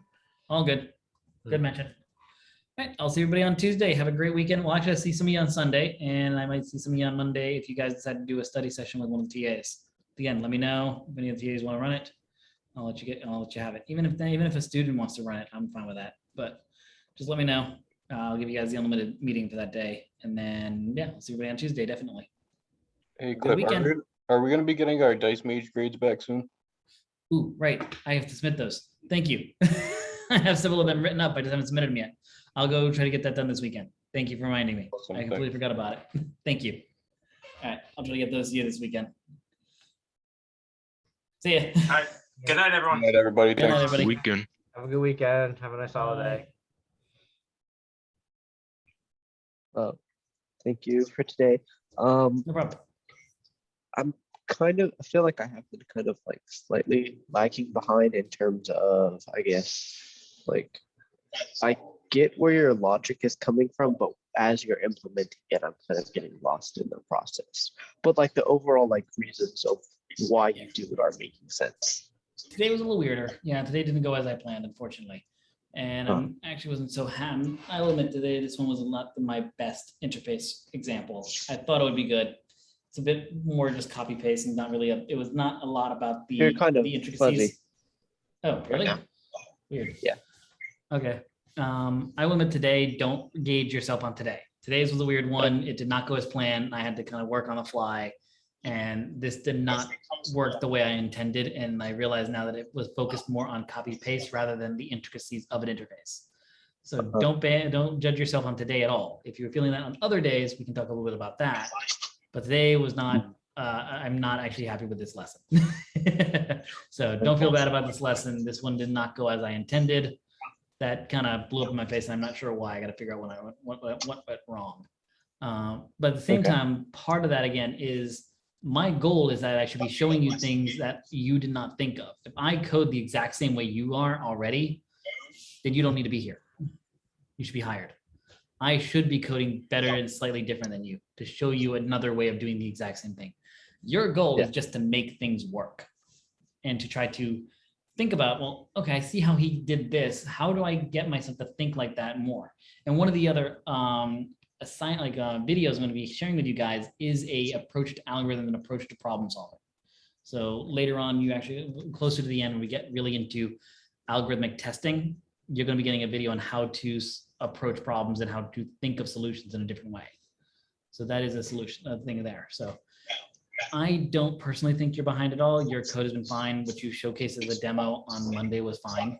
So you're doing okay. You're doing fine. You're catching up great. Your improvement from your liar's dice to now is extraordinary. So don't underestimate yourself. I will let you know if I'm concerned or anything. Trust me. You're doing fine. And half of the challenge is how do I think about code? I wish I had trimmed my videos because yeah, the Do you want to stop recording now, I guess? No, are we So still you don't recording? have to.